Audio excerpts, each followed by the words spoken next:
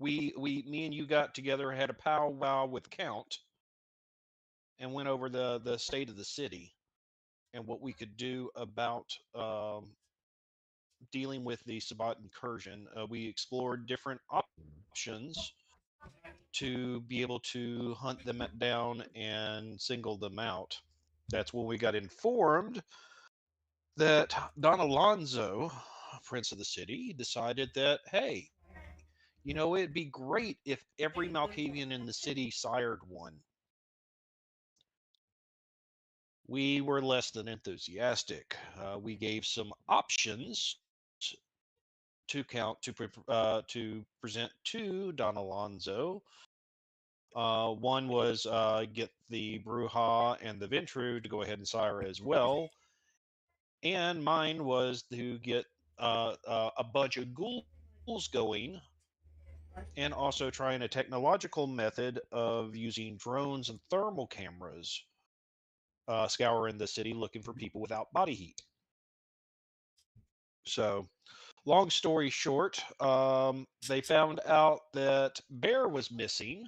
Count found out what Bear was missing by a um, side comment I had with Detective Green, and went ballistic and said, "Your first priority is go find him." So we put our efforts to finding Bear. With a little bit of computer trickery that Stuart performed, we were able to locate him down to a Starbucks where he had been hopping all those different Starbucks in the city, trying to get online and do some work. Um, got Merrick involved, and Merrick went and confronted Bear, and we brought him back into the fold after a kumbaya moment. We headed in a car, went and got all his gear, and oh my God, is he loaded for Bear? But and Stewart offered one of his alternate havens for Bear to use until he can get settled in. And that's about where we wrapped up. That, to the best of my knowledge. Did I miss anything there? No, that pretty well covers it. Go ahead and take the bonus point. All right. So that's that. So the Okay, prince was that's planning on using Plan Nosferatu essentially as shock troops. I'm sure that'll go over great. Oh no, it was going to be Gould, Ravens, and Crows. yeah. We're not. In mass. Yeah, I'm sure it'll be fine. There's nothing to worry about.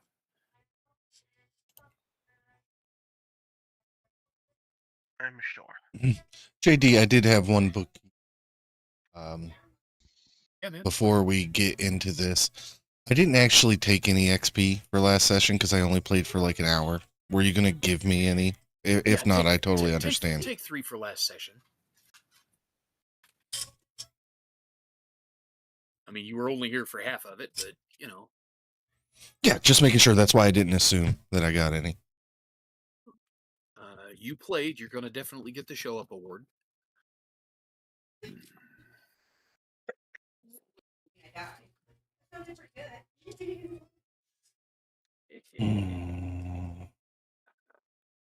There it is. I've been looking everywhere for the thing that I was looking for, and I finally find it, and it's right there in the back of V20 where I hadn't thought to look for it. Oh yeah, they're right. They're right before or right after my personal favorite clan in V20. Yeah. The daughters? No, No? no, they're right before those. I said right after.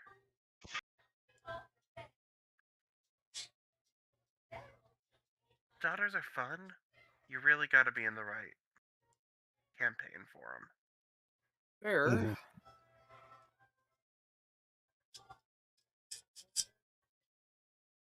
Astamites are wonderful. Oh, yeah. Nope, not those either. I've told you my theory before, right, Mike? That if we swapped the Azamites and the children of Set, No one would notice. Yeah. Yeah.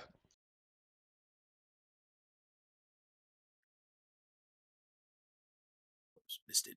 Well, honestly, if you notice an Asimite, you're probably already dead Yeah, that too. or about to be unmobile or shit. You know what I mean? Yeah, You dead, I know what son. you mean. Your existence is about to end. How about that?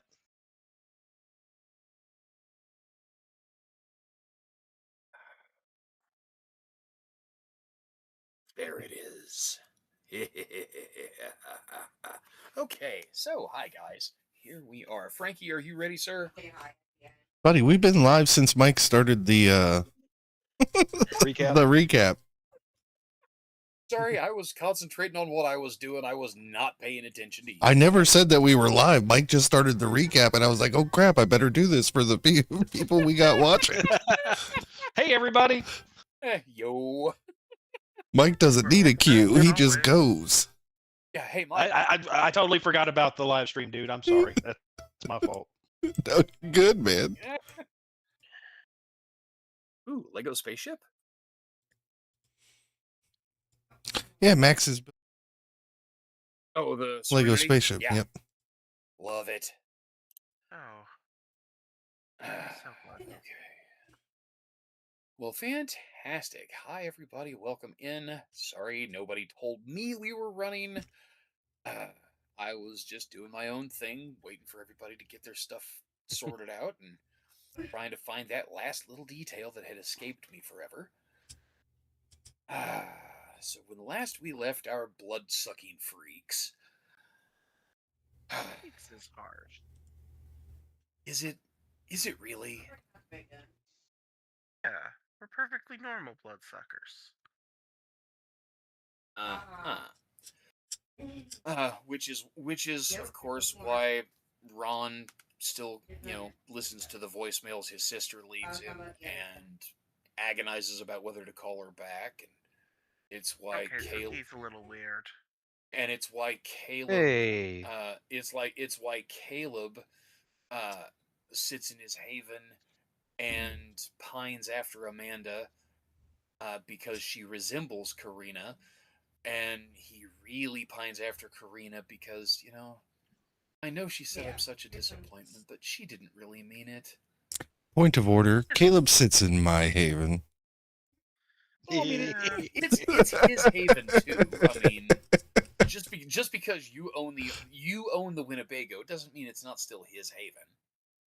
I mean, you have pretty well made it that way. But, and that brings us to Merrick, the Bruja who has a pet Tremere. Which is the best pet to have while you have it. It's a great gag while it lasts. I'm so dead. If he doesn't die before the year is up, I am so dead. Oh yeah, if you don't, If you're lucky. My bad. all right. So here we all are again. The Sabbat siege of Denver is ongoing. The four of you have been joined by Merrick's promising young child, Bear. Turns out that Bear had in fact been holding out on you all. You hadn't asked the right questions. After patching things up with Merrick and meeting with Stewart and Ron, he has elevated your game, so to speak. Introducing you all to the land of high-capacity magazines and, publications with a high page count, as it were, and the very large and real potential for long distance extermination. Hole punching. Yeah, Hole punching. long distance pest control. Cordless hole punchers. That's it. But tonight, we have a whole new set of problems. Tonight, the word has come down. The local news is all fucking over the place. Denver police, along with state and county officials, are confirming a rash of disappearances in the Denver metro area. In the last 48 hours, 7 people have been reported missing. If you have seen, and they start flashing pictures on the screen, any of these people, please contact the Denver PD immediately.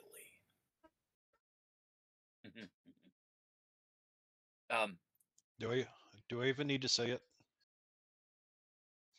Need It's a might be a shovel strong party. word.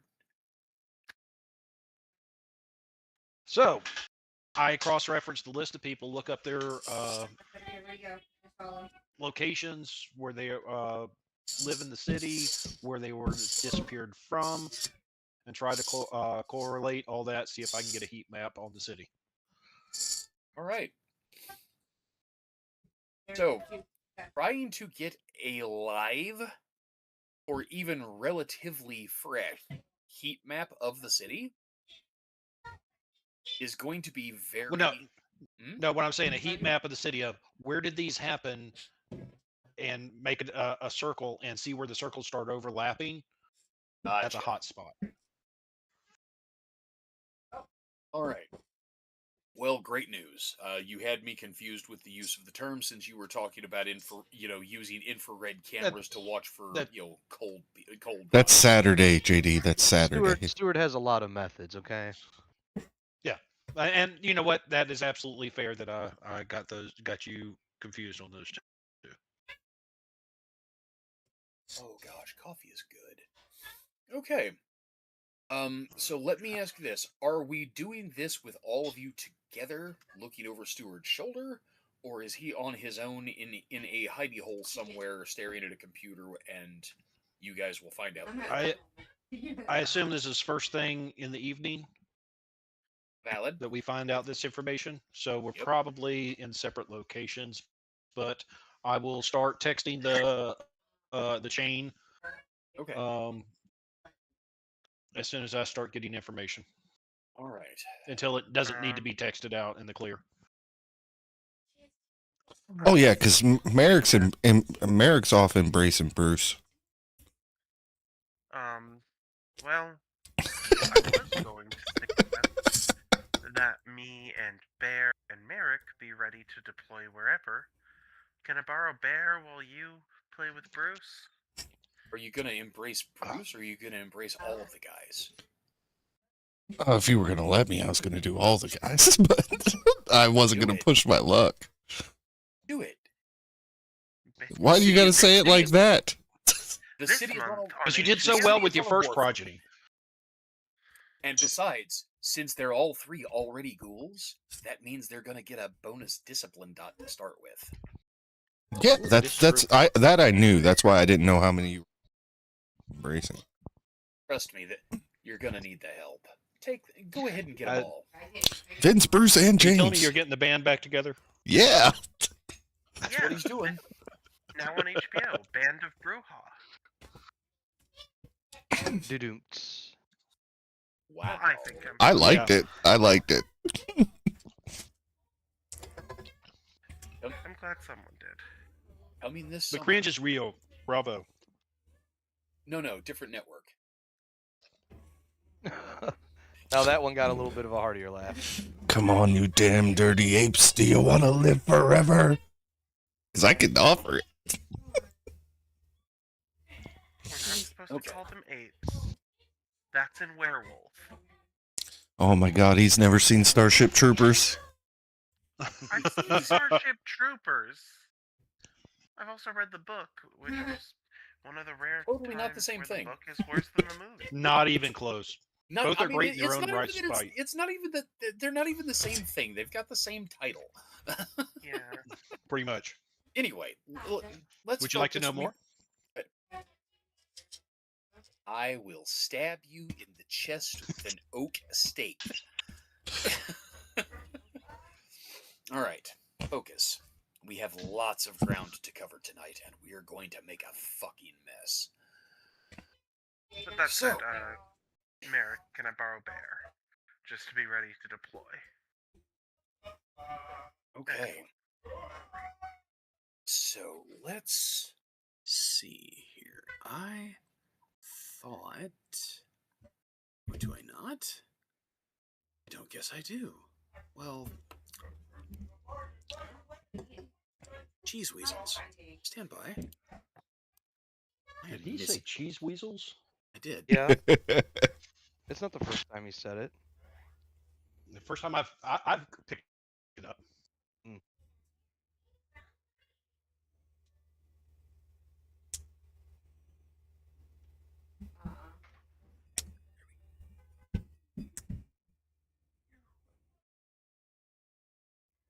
Okay.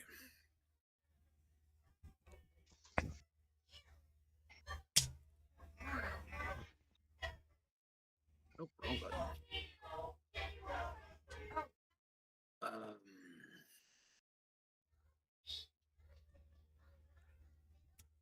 Oh, still wrong button. Quick, how do I do a screen grab? Is it Control Window S or is it Shift? Windows Shift S. Thank you. No, not you. Okay, here we go.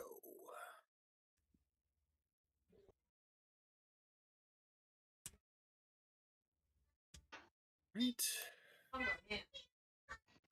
Hey, have a good one, Max. Thanks for stopping in, buddy.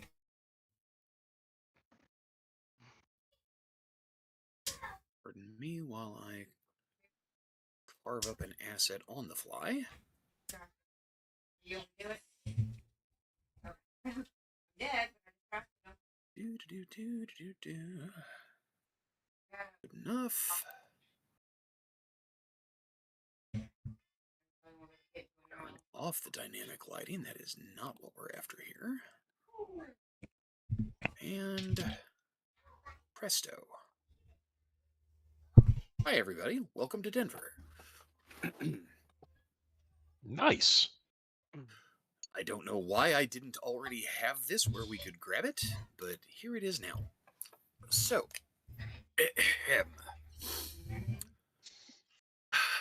the answer to your question.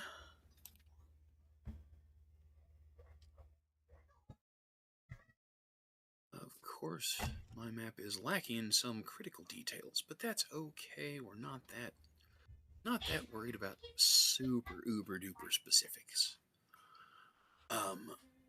So, Stuart,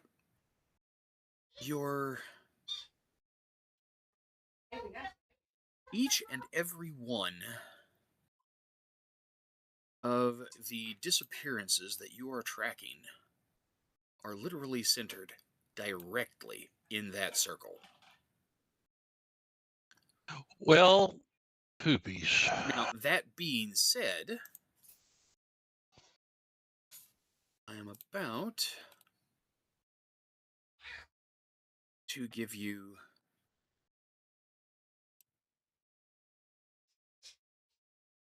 a subset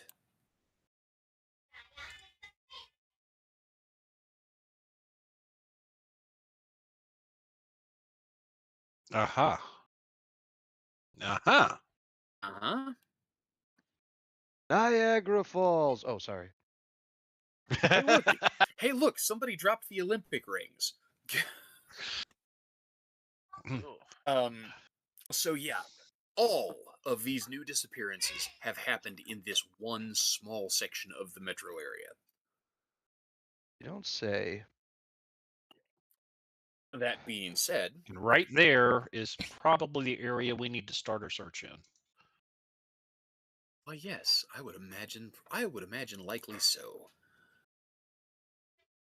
Okay. So that area looks like a park. I can't zoom in too much with the image. This area right here. Oops, did I just put a dot on without gr- meaning to? Yeah, the green area. Yeah, that is in fact the Denver City Park, home of the Denver Zoo. No, no, no, no. Oh, really? Yep, that is the home of the Denver Zoo. And I'm sure they have wonderful creatures there. They Okay, might. Just a preemptive fuck you, man. What's the matter? Josh, is Somebody- something wrong? Yeah. Did the Yeah, I think storyteller that's where hurt your this is feelings, going. Josh? Well, more Not my yet. health levels. Anyway, let's keep going. So, Stuart, you are able to amass this information without even making a roll. Your skills for just general data searching are sufficient. You can get this much without even trying. Now the real question becomes, Frankie, Yes. what is the okay, so one of the big landmarks that we have been working off of is actually located right over here, just a few blocks west of the park. I'm going to drop a dot there. Actually gonna make it an X, actually, just for the sake of argument. Oh, it's a green dot at the moment, but we're gonna make an X. It should probably be red X, right? No, this is something else. Not the red note. This is not the red note. No, the red note's actually like over here. You know what? The green dot suffices. It's fine. That green dot in the center there, quite near all of those disappearances, that is the Brown Palace Hotel. The red note is over here towards Aurora, in the nightclub district, kind of on the eastern side of the metro area. If you zoom out a little further, you will see Evergreen up here. Yeah. And Evergreen is the location of Kyle's shop. It is where Don Alonso has held court, kind of outside the city proper. But it is definitely still part of the metro area. Okay, that was weird. All right. Now, all of that being said, oh, hey Nick, what's up? What up? Just redoing my plants over here. Oh, no worries, man. Okay, so the problem, though, is twofold. So that is where the red note is. And Frankie, your campground that you have the Winnebago parked at is over here. Yes? Yep. Uh-huh. When you and Caleb and Bear split out from the Winnebago, you exit the campground and are immediately confronted with a hint that there might be danger. You can hear wolves howling. Hmm. And as you look across to the east, and you see the full moon rising.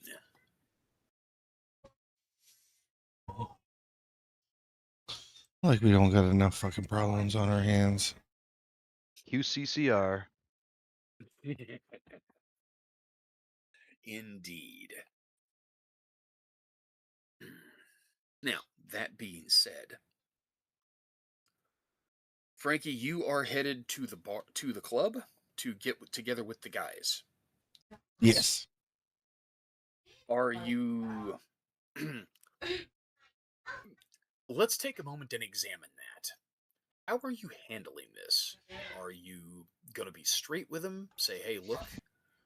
Are you going to tell them that, hey, look, this is how it is? Or what exactly? Well, first of all, I have some food on standby. You know, they're gonna wait outside the office, and I'm gonna have the guys in the office. Good call. I'm gonna be like, look, boys, I need your help. What I'm gonna ask you isn't gonna be easy, but how would you like to be able to rock with me 100 years from now?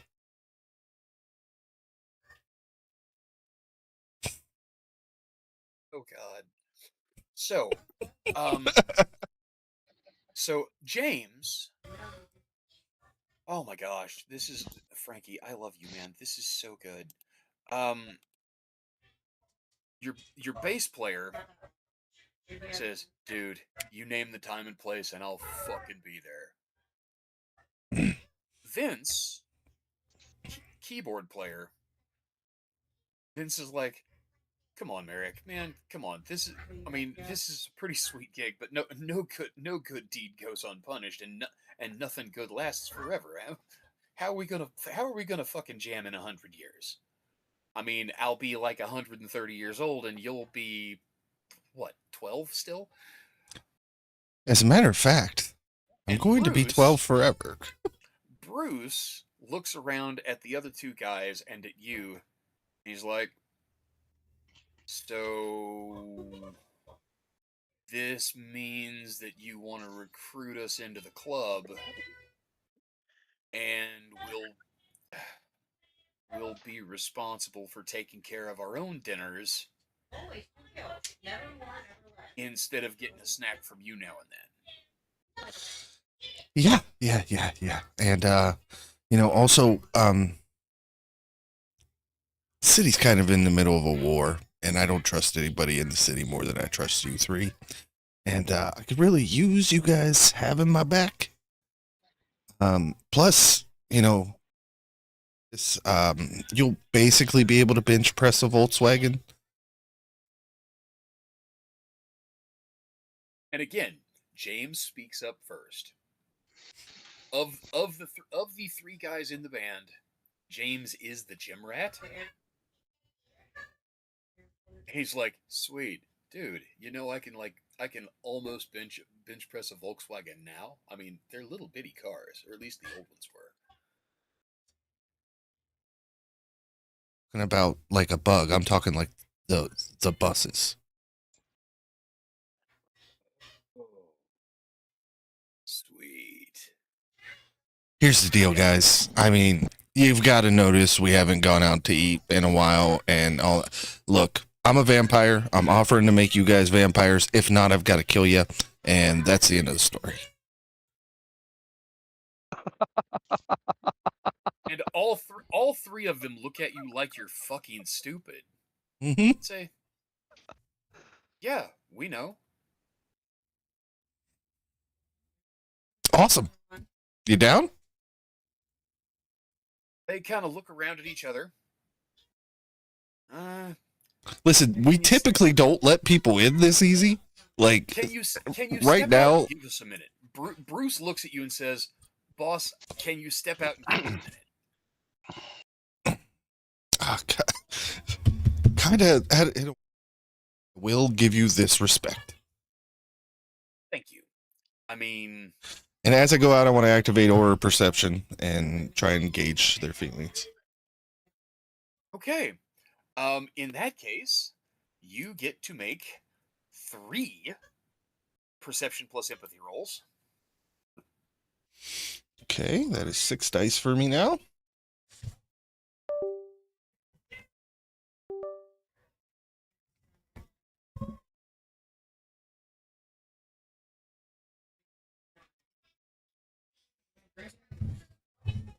Okay, so there's 1 success, 2 successes, 2 successes. Okay. I've got great news. You look Yeah. You look at Bruce, and you know immediately that he is not currently a vampire. Right. Right. The other two guys, Vince is a little uncomfortable, but seems pretty steady. And honestly, James lives in his own little world, man. He's a good guy. He's a little bit of a meathead, but he's a good guy, and he's in your corner. You know, whatever. So nobody's bolting for the window, basically. Yeah, nobody's headed for the fire escape. Okay. So Bruce nods and gives you kind of an encouraging smile, kind of a thumbs up, and says, "Give us just a minute, man." You step out and you wait, and you've got a couple of the regulars, you know, the members of the fan club, so to speak, on hand. You've got like a special signing event coming up for the band. And so you've got like 6 women up here. The club's not open yet. The rest of the bar staff is getting ready for opening. You're about an hour past sunset that this is going down. Maybe a little later than that. Hour and a half, maybe. But the bar's getting ready to open soon. And of course, you know all 6 of these women. They are all over social media for the band. They are at the club 4 or 5 nights a week. Honestly, you are reasonably confident that all 3 guys from the band have slept with all 6 of these women. It's that kind of party. And a minute goes by, and the girls are talking. He's like, "Merrick, man, when are you gonna get back up on stage and play with the guys again? It's just not the same without you, on guitar. You just fucking kill it, man. You know." And after a good 2 or 3 minutes of this, you are starting to lose your patience with these chicks. But the door to the office opens, and Bruce says, "Come on in, boss. We're ready." Nice. And I go in? You close the door as you step inside, lock it. Bruce nods. "I'm in." Vince Hell yeah. nods. Me too. James just grins real big, and he's like, "Dude, we're gonna live forever, and we are gonna rock even fucking longer. Let's fucking go." Hell yeah. And I bite Bruce. And so the process begins of turning your dear friends into your children. That's going to take you a little while, because not only do you have to get each one past their change, you also have to get them all fed up without any of them tearing any of your mortal hangers-on to bits. So, at this point, killing nursing students is a rite of passage. You know, you have figured out how this works. You turn one, you give him 4 or 5 points of your own blood. You bring in one of the girls, you feed, and you feed him.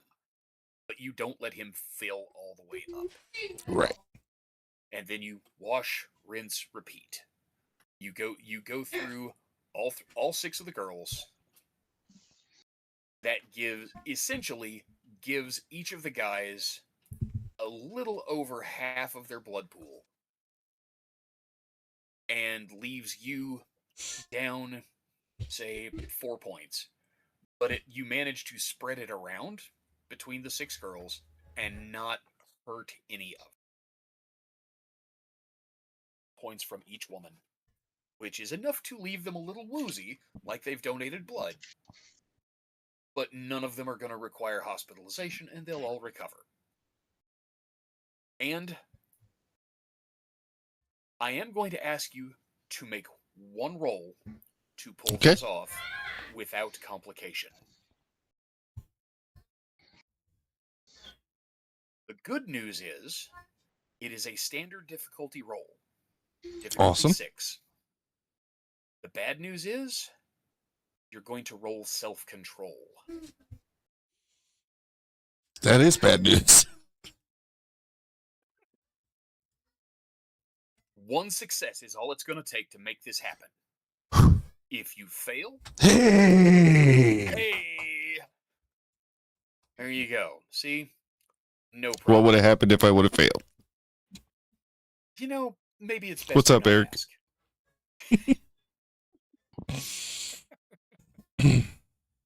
But this is going to take you out of play for a good solid Yeah, that's 3 fine. hours or so for the night. We will catch back up to you shortly.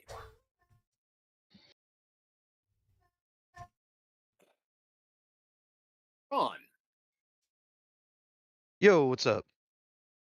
you get a text message from Stewart about these disappearances in a cluster in downtown Denver.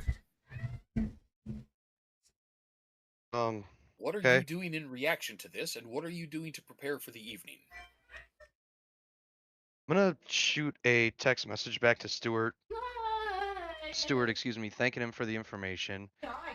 And I'm gonna send a message out to the group text. Who's available tonight? While he waits for the replies, Ron is actually going to. Can I ask? Did Stewart send him, Mike, a map of like how JD just did with like the concentric circles and stuff? There's a tiny URL link to a image. Perfect. Yeah. So Ron is kind of studying that and just basically going over everything we all just kind of said earlier, like about the area and things like that. And I think that's what Ron is going to plan to do, is going to try to stalk around that area, that large inner circle. I know it's not like a Okay. 1 block area. I know it's a large area, but he's just going to kind of, think back to before he was a detective when he had to work the beats and shit like that, and just, see what he can figure out with his ears and his eyes and his instincts and stuff like that. Okay.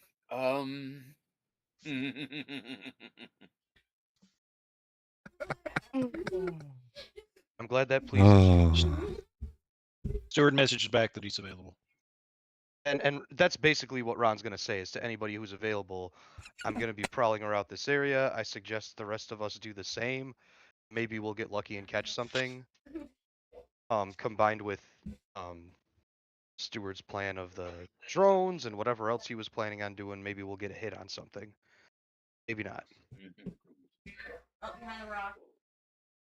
Okay, well then.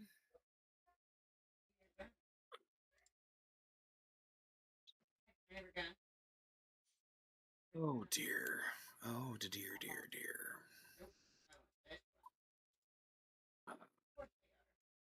So you send out a message to the group text saying, "Hey guys, I'm downtown checking into this stuff. Anybody want to join me? More eyes couldn't possibly hurt." Yeah, will y'all let me heal up now? Thank you. Caleb would Yeah, guess respond. not. Okay. Oh, the So- guy flew away. Already planning to look Ron? into it. Sure. Meet at area nearby but outside the circle. I see. Well, you said the circle's a park, right, JD? Oh no, the green area inside the circle. If you zoom in tight, you see there's that green square over kind of on the east side of the area. So like Yeah, I here, got you. I do see that that. that is the Denver City Park. There is a natural history museum. The green blob over here is the red note. This is Frankie's That's the red note. blob. That's the Denver. Yeah. Okay. Well- And the green dot here in the middle is the Brown Palace. I'm talking about the actual green point on the map, the square here Yeah. under the circles. Hey, Dad. That's the park. Okay. Well, Ron So, will just say, why don't we have our meeting point be?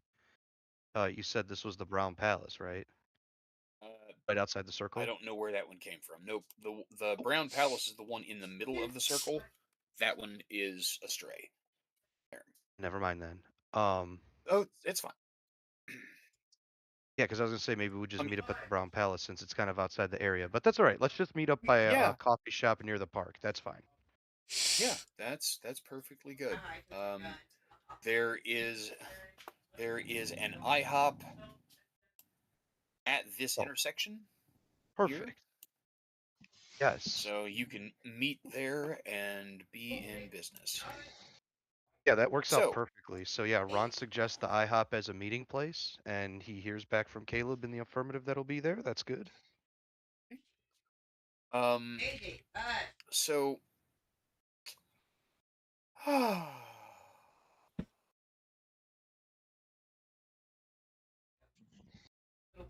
Ron, you are headed that direction already. I would like you to please make for me a perception plus investigation roll. Because there are some things that boots on the ground just do better. You can sift through mountains of data, reams of reports, Boom. but having a trained observer on the ground in the zone, rolling 5 Success. successes on 6 dice, there's just no substitute Nice. for it. You, sir, immediately recognize that something is badly wrong. This part of town, uh, so just kind of to give you an idea, that part of town is a huge. Union Station is in there. The ballparks are in there. Um, the Five Points District, the hell, the Denver Art Museum, the all of this stuff is right there in that circle. This is the if you had to really put a pin in it, that circle is the heart of what the Camarilla owns in downtown Denver. This is Don Alonso's breadbasket. You know for a fact from talking to your sire that when Edward was the prince, the toreador of the city would gather and the Fillmore Auditorium, the Art Museum, the Natural History Museum, and they would gather and assemble down here. They would hunt, and this was where the city's kindred hung out. Merrick's influence, the rise of the Bruja, and Don Alonso supplanting the Toreador has stripped a lot of that away, but this is still prime real estate. But you get down here tonight, and it's early. We're coming into the fall of the year. Daylight savings time has ended. Sunset is around 6 o'clock. You are here 7:30 in the evening. Businesses are open. Restaurants should be packed. Even the humans can feel that something is wrong. There are way fewer people on the streets. The restaurants are not crowded. Businesses look like they're closing early because there's just no business. You watch as a storefront jewelry operator, little guy, and you've worked in Denver, working with the Denver PD for 20 years. You know this part of town. Mhm. As a human, as a vampire, you know this area.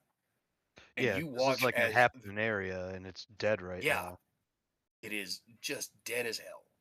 You watch as a mom and pop business, a little jewelry store that, they had a break in there probably 12, 13 years ago that you helped find the guy that broke in. Uh, and you watch as this guy turns off the lights, locks the doors, pulls the security gate down over the front of the place, and starts to walk away.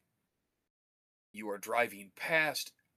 I mean, uh, you have to fight the temptation to avoid returning the friendly wave that he gives you as you drive by. You don't know if he knows. You don't know if he recognizes you, or if he's just waving it at a person passing Yeah, by. But sure. you have to. Do you wave back or not? No, I have to suppress the Okay. urge to do it. Or he just looks as if he's just gazing out the window and then looking the other way like he Yeah. never saw the guy, just kind of idly Yep. looking as he drives. But yeah, You travel down the street another 3 or 4 seconds, and you check your mirrors, and the old guy is gone. son of a biscuit. Can't have gone He down didn't an get. alleyway, right? Well, God, you'd hope not. He did. He was getting ready to pass one, but it's too small. There's no parking back there. Hmm. How's traffic looking? Um, Light. All right, Ron's gonna try a U-turn. Okay. Give me a dexterity plus drive roll, please. All right, let's look at this. Dexterity 3, drive 1. There's at least that. Yep. Oops, 4d10.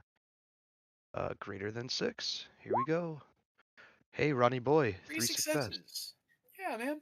You managed to pull a Yui. I mean, you managed to pull a Yui without squealing the tires, without hitting the curb, and weirdly enough, you manage it with enough space that the oncoming traffic, nobody bats an eye. You don't interfere with traffic flow at all. You time it just right. You manage to pull the Yui without causing any problems. Big pimpin'. That'll be my best roll tonight. Nah, the 5 on the investigation roll was probably better. Yeah, and I'm But just joking. I feel good. I've been doing good. Let's but keep you it know going. what? You've so far. I figure if I can get one more roll out of you before we move on, you'll be done.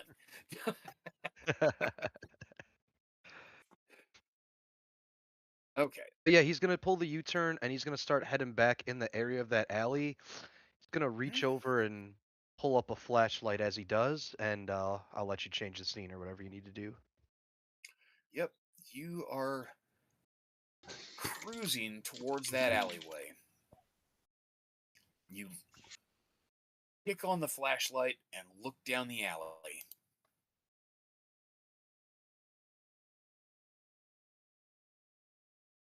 And yeah, sure enough, you see figures down the alley.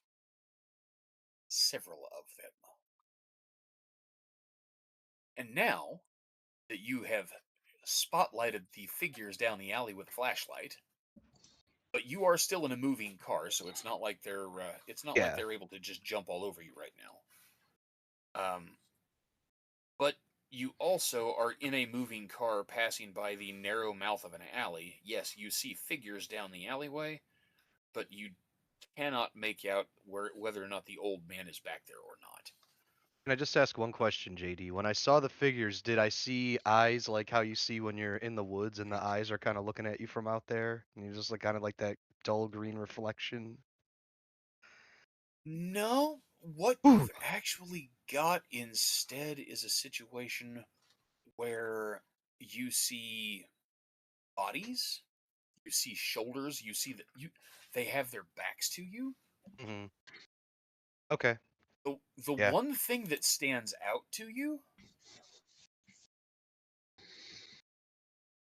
there's probably 5, maybe 6 of them.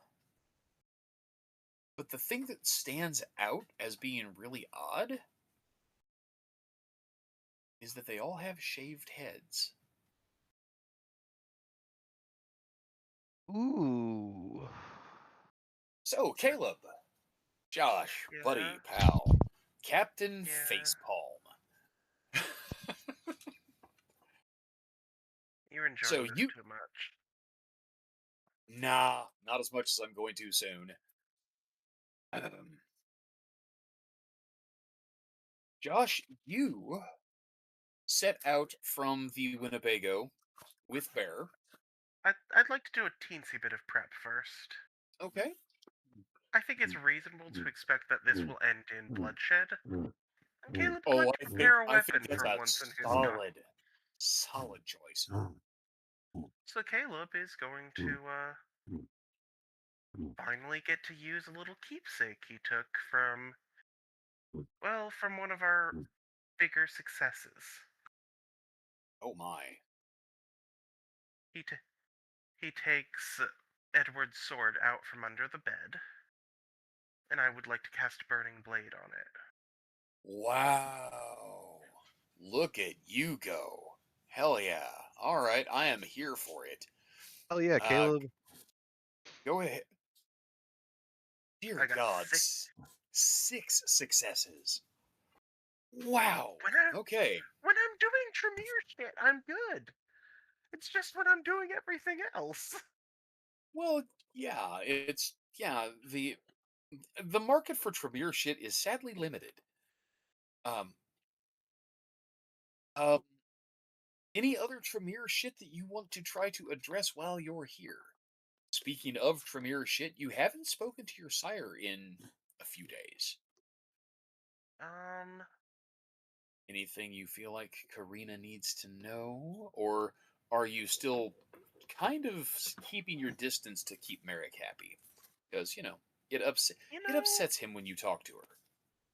you know, what Merrick doesn't know won't hurt him.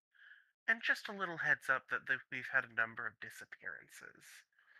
Like, Yeah, just went to the city tonight. It's just a friend's thing. That's not feeding her information, that's just being a friend. sure, of course.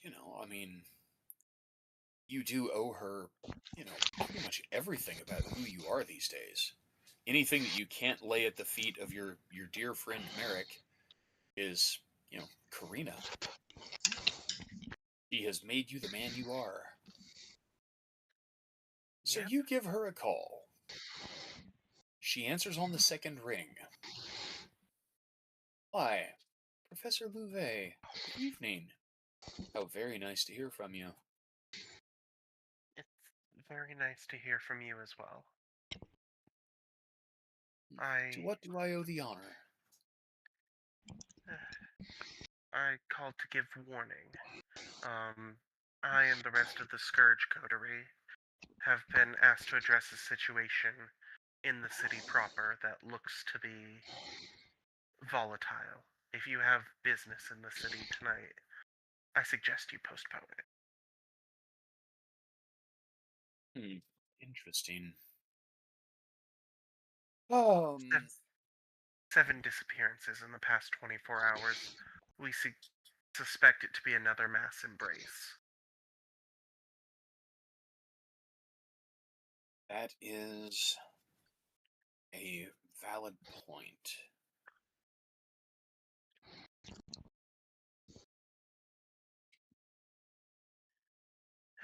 We'll address it. Oh yeah, she says thank you for keeping me apprised. I am always glad to hear from you, Caleb. Are you doing all right? Are you eating enough? I'm doing quite well. I have my current haven is quite nice, if a little cramped these days. And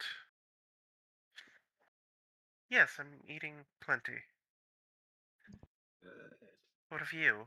How fares the new Oh, chantry?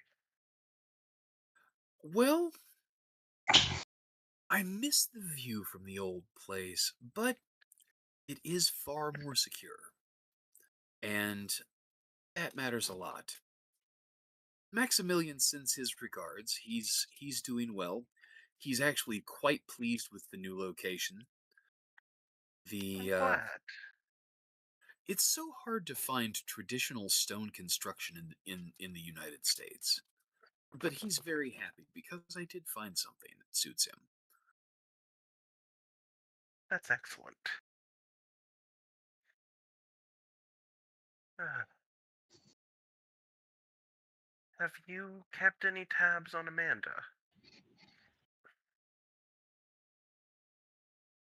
Keeping tabs is such a Have you heard any news about her then?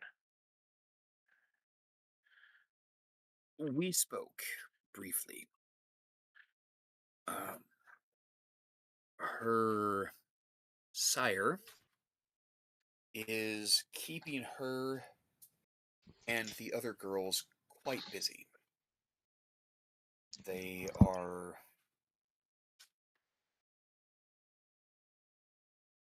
they are engaged in something that I personally feel is unwise, but I have it directly from Don Alonso that they are acting with his blessing. It is quite likely very unwise, but it is what it He's is. he's not asked Clan Malkavian to increase their numbers as well, has he? He has in fact asked all of the city's kindred to embrace one child. That Quick, is. quick question, Mhm. for Dave. Caleb wasn't there, but was Caleb Was Caleb what? included in the every kindred thing? Yes. 'Cause I got. Yes, he is. Oh dear. Oh, we can't All let. of the city's kindred have been asked to create progeny in an effort to prepare ourselves for the storm that is coming. You and I will have to choose candidates quickly. Our clan's efficacy is not of the embrace. Precisely. Uh, I would I've, personally suggest that you should look among your students. Your field of study was quite valuable, and well, take heart while you and your coterie are out pursuing your duties tonight.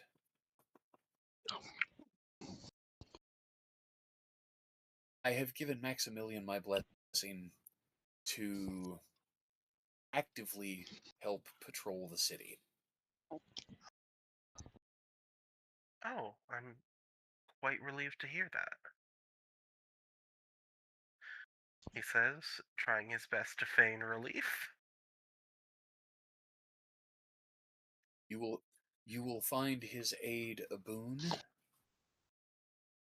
to our allies, and a great vexation to our many enemies.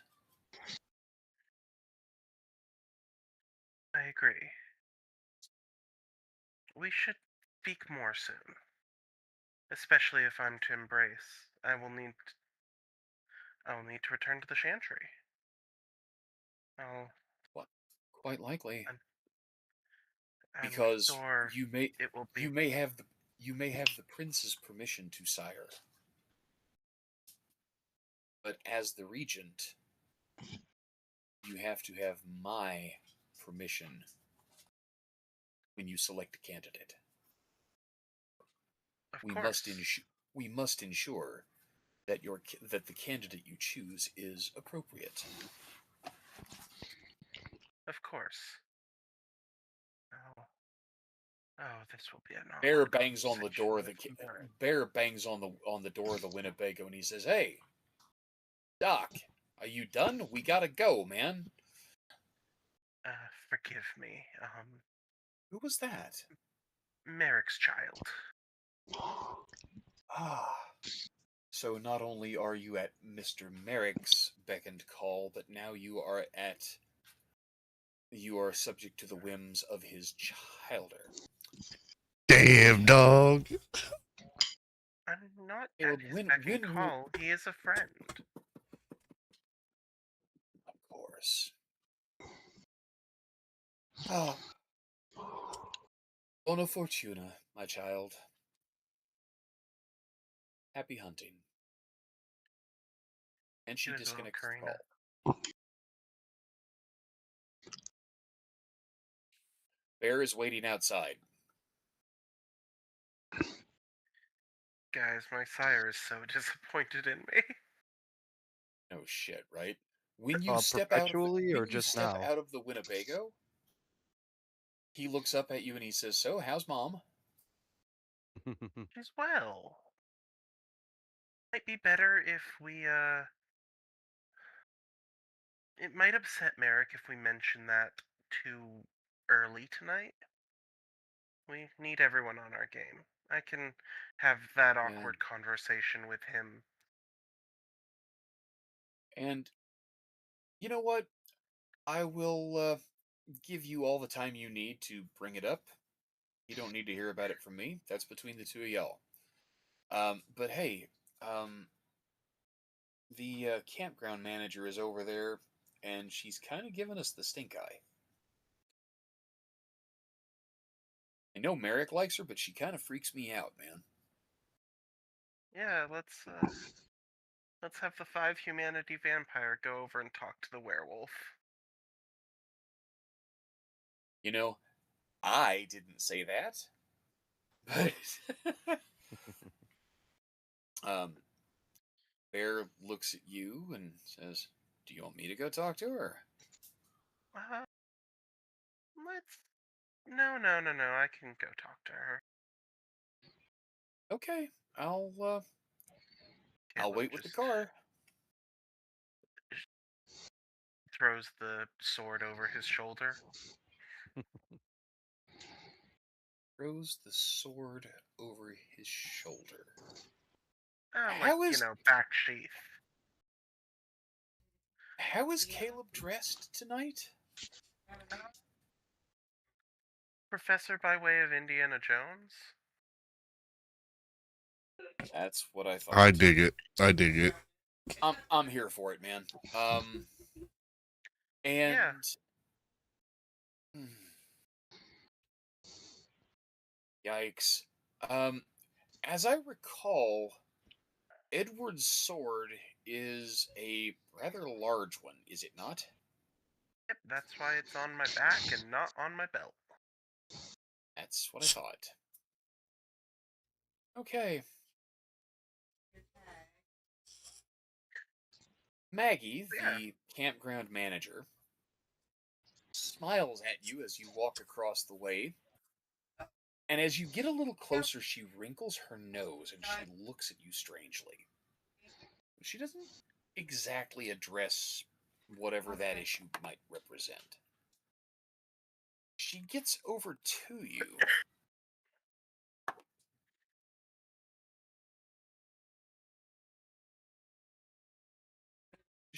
You get over to her, and she's standing here on the porch in front of the campground office.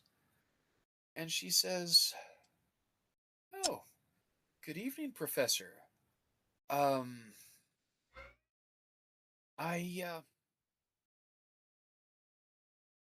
notice you're dressed up this evening. Are you going to the Renaissance Fair or some such?" Some such, yes. Let's say that there's some historical things happening in the park. Oh, oh. And her eyes widen just a little bit. And she says, I wanted to ask you, you and Mr. Jasper both, um, things are getting a little uncomfortable around the city. There have been some issues. I've been watching the news. And especially around the park, it seems like bad things are happening. And, well, I have some family that lives in that area. And I have some other slightly more distant family that is visiting from out of town. And, well, they were hoping, I think, to undertake a volunteer project and try to help clean up downtown. Um, cleaning trash up out of the streets and that sort of thing. But I know that you and your friends tend to hang out in that area, and I just wanted you to, well, I don't want you to make a mess and then track it back here. If you get, bad things on your boots or your clothes, be sure you clean up before you come back to the campground. Of course. She smiles, and it's just this big, friendly granny lady smile, and she says, "Just remember, son, don't shit where you sleep." Of course. Incidentally, when were your extended family, thinking of undertaking this, Well, I haven't heard any definite plans, but tonight's the full moon, so I'd be on my best behavior if I were you.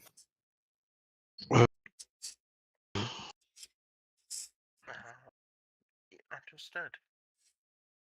No, we're gonna go ahead and let Caleb and Bear head out from the campground, and we're gonna roll on around to Mike. Steward, you, sir, have been a busy, busy boy. Yes, I have. You have filed some important paperwork with a couple of important agencies. You have gathered some equipment over the course of the last several days. You have verified with Count that yes, the prince really does want you to go ahead and do this. You have verified with Constantine that all steps possible have been taken to verify information security. Oh, and you have uncovered a hotspot of what you believe to be Sabbat activity in the city. In round figures, Okay. I think it could easily be said that you, sir, have been a busy damn boy. I am making myself useful. I would like you to please, let's see, where are you? There you are. Please make for me. Oh, yes, that's perfect. Please make a wits plus politics roll. Not my best, but we can make it work. By the way, are we refilled from willpower from previous sessions? Yes. Okay. Wits plus. All right, wits plus politics. My God, Well, look at the 4 successes on 5 dice. I love the long odds and the big successes. That is so cool. All because you know right. what comes after them, the I botches. do, and I can't freaking wait. If anybody in the folks at home is wondering why I have such a bloodthirsty turn of mind tonight, it's because my player character died in the one shot I played in this afternoon. So I feel like spreading the love.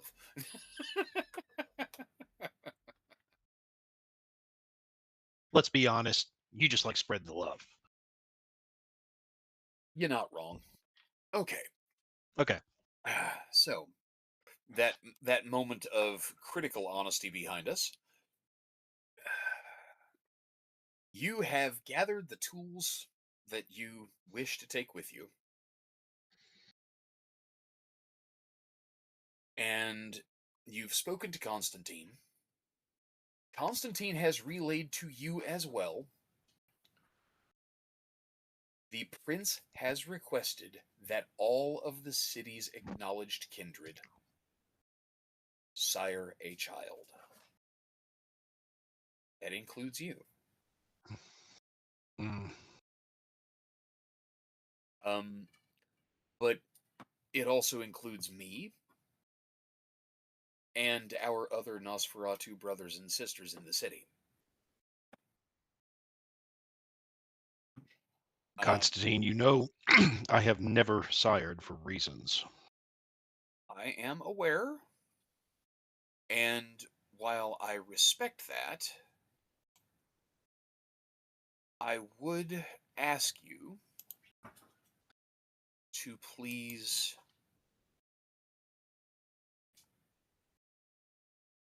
take Don Alonso's request under advisement at least.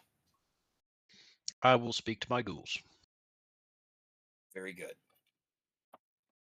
And finally, pass along to the rest of the Scourge that there are several members of Clan Nosferatu who are acknowledged by Prince Alonso that they are most likely unfamiliar with. But due to activity in the city, they may encounter them during the course of their duties. This I see as a potential problem. As we are searching for kindred in the city, especially downtown this evening, and where everyone is siring and not holding court so that we can present our I child or so everybody's. understand the nature of your concern. My key thing to point out is that should you or any of the members of the Scourge encounter members of Clan Nosferatu, Hmm. do not jump to conclusions. They Do may you be have any photographs, pictures, names, names. code Absolutely. phrases? The code phrase is what you need to be listening for. Okay. And you can hear the grin in his voice. One of my younger children told me a story and brought me a comic book of all things. Really?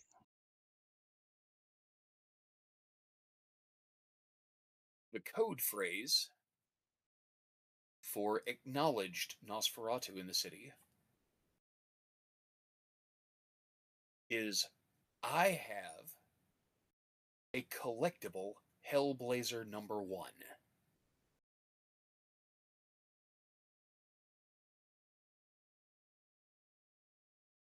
Really?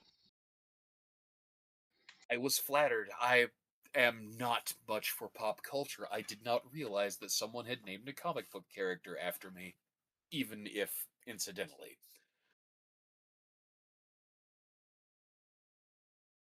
Understood. I have the phrase. I will see what I can do. Distributed among the members of the Scourge Pack. Understood. Should any of you encounter Nosferatu, the challenge to issue is I'm looking for a good deal on a comic book.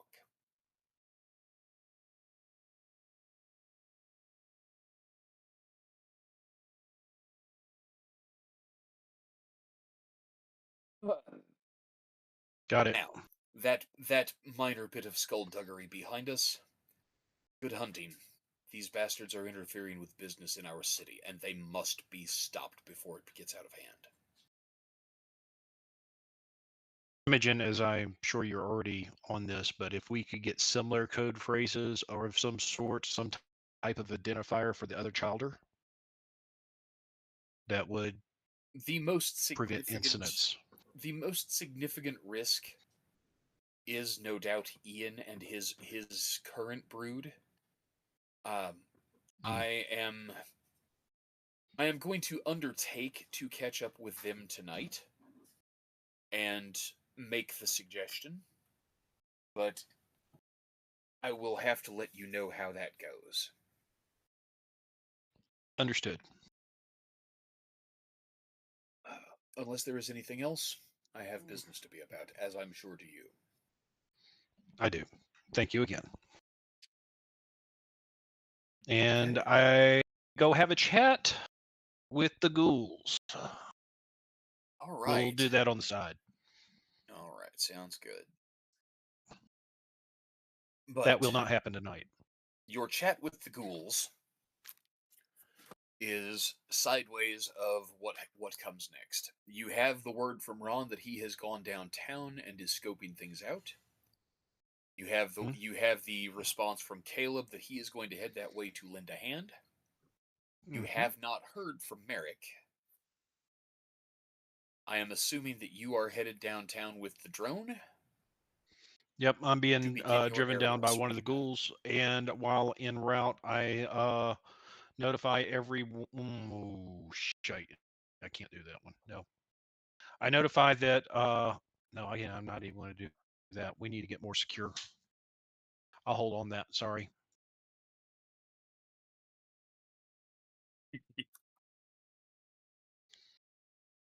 I don't like you no more, JD. What's the matter? Nothing. I'm sure it'll be fine.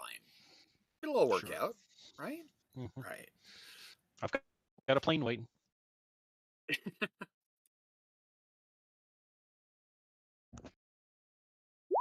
Yeah. Back in Merrick's office. Now you punch me. Now you punch me. See? Look. Way to break the tension there, Frankie. Thanks, man. That escalated real quick. Work so hard to set a proper fucking mood of impending doom in the city, and here you are playing stupid games and winning stupid prizes. I love it. No, but I was going to say that I am going to call Steward. Okay. Yeah, so Mr. Merrick. so like you and Ron told me that we were allowed to make kids, but you didn't give me a number. So I just made 3. What are you up to now? Heading downtown.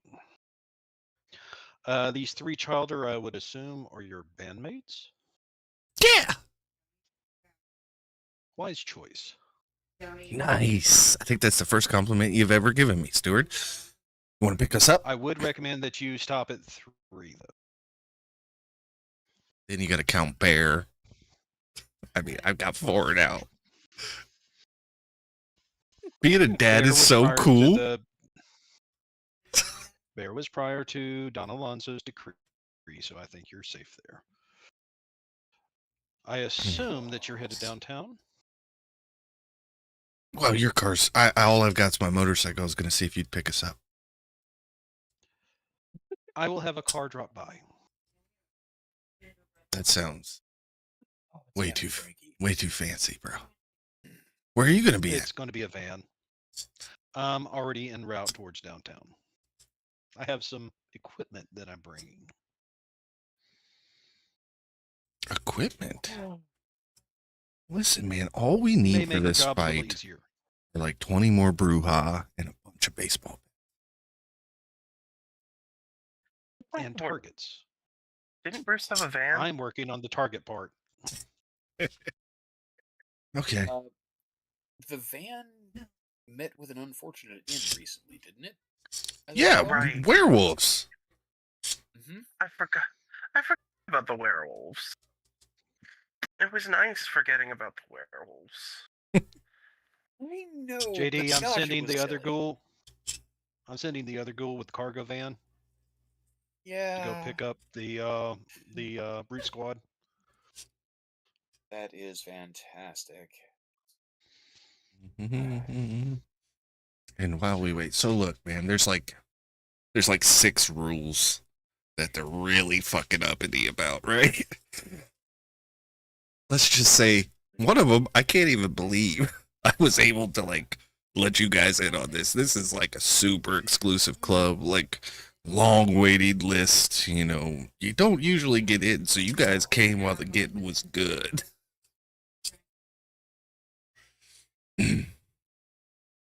But at the same time, you know, we are at war, so you're coming in a little bit dicey.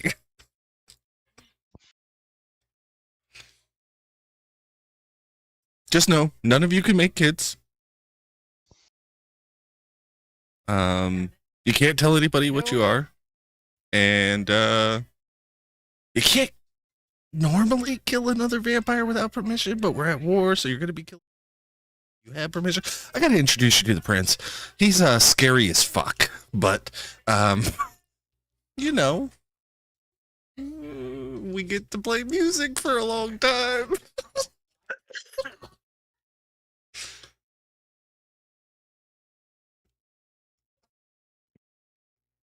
Bruce looks at you, offers out a fist bump, and he goes to the desk.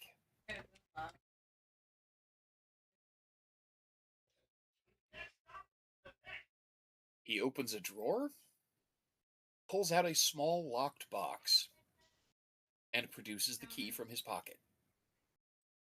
You keep boxes in my desk? Man, you're barely even here anymore. I know. And besides, it's not like I wasn't. I've especially after the last round, where the freak show and we had to close the bar early, and Yeah. Vince was food. So Yeah. he opens the box and pulls out a 44 Magnum. Hey. Tucks it in his waistband. Just so you know, not as effective against us as you would think. Honestly, it's a 44 Magnum loaded with hollow points. It'll stop a grizzly bear. I figure, it's worth a shot. Just so you know, your fists now will stop like 5 grizzly bears. Just, I really got to talk power scale with you guys. Speaking of, I just came across the most absolutely terrifying parenthetical statement I have seen in positively ages. What's that? Generational limits do not apply to this creature. What? That's it.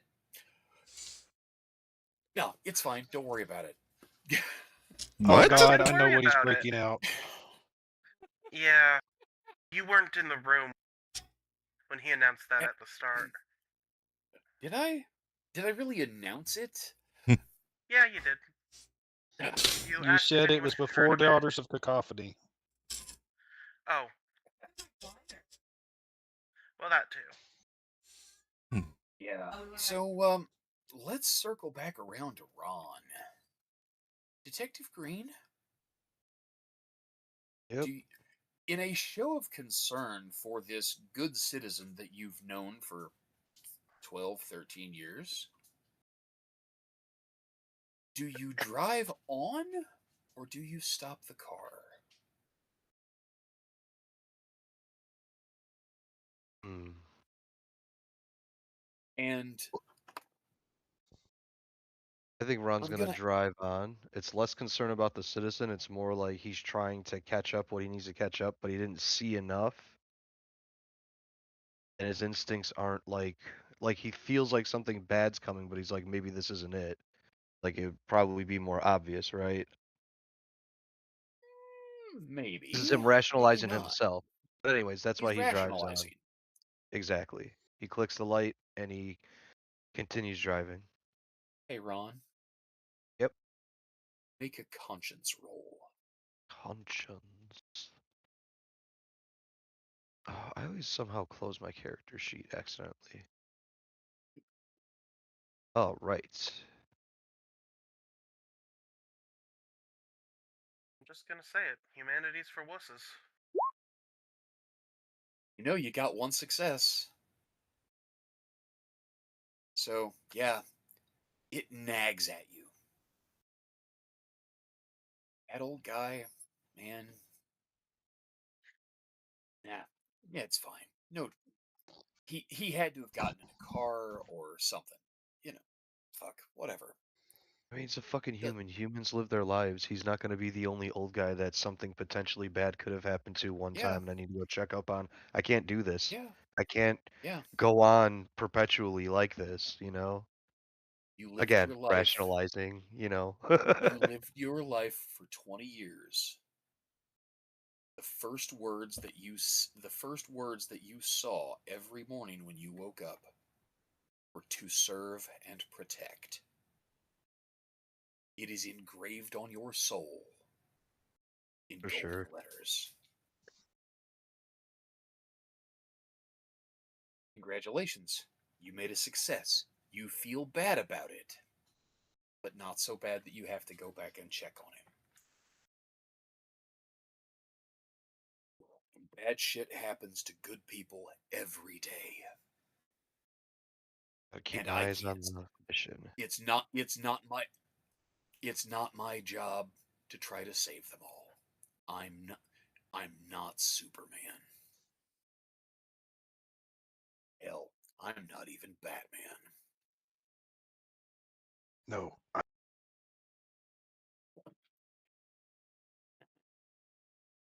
So, from here, you head to the IHOP that you had marked as a meeting point for the rest of the group. Yep. Jesus, we're eating an IHOP. We really are planning violence. I know, I right? mean, The only reason it's an IHOP is because there are IHOP in Denver. There are no Waffle House. we suffer from that in my region as well. We have IHOP, but no Waffle House. If I We have mean, we have neither honestly, far north. it there is yet an intermediate step. You could be meeting at Denny's. Yeah. Ugh. Oh no, But if things I were know, really right? going down, it'd be at a Circle K. Just saying. But I will say, in the region I live in, you'll see cop cars at IHOP all the time. I don't know if cops eat there for free or something, but they are there often. And if any Or maybe shit's corporations just wanna, always going down and they're there in service and not for a meal, but I think it's more the Honestly, meal.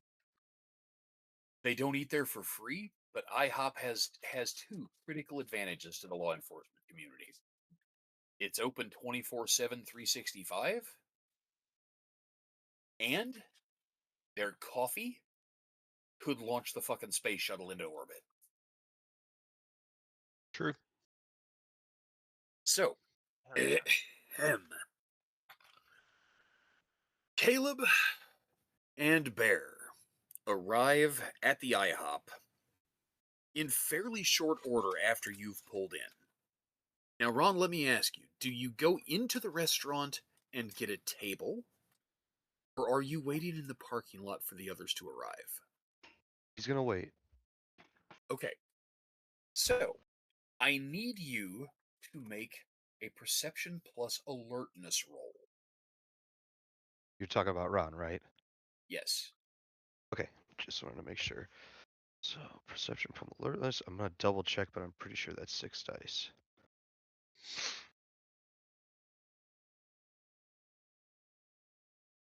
Actually, it's 5. I'm glad I checked.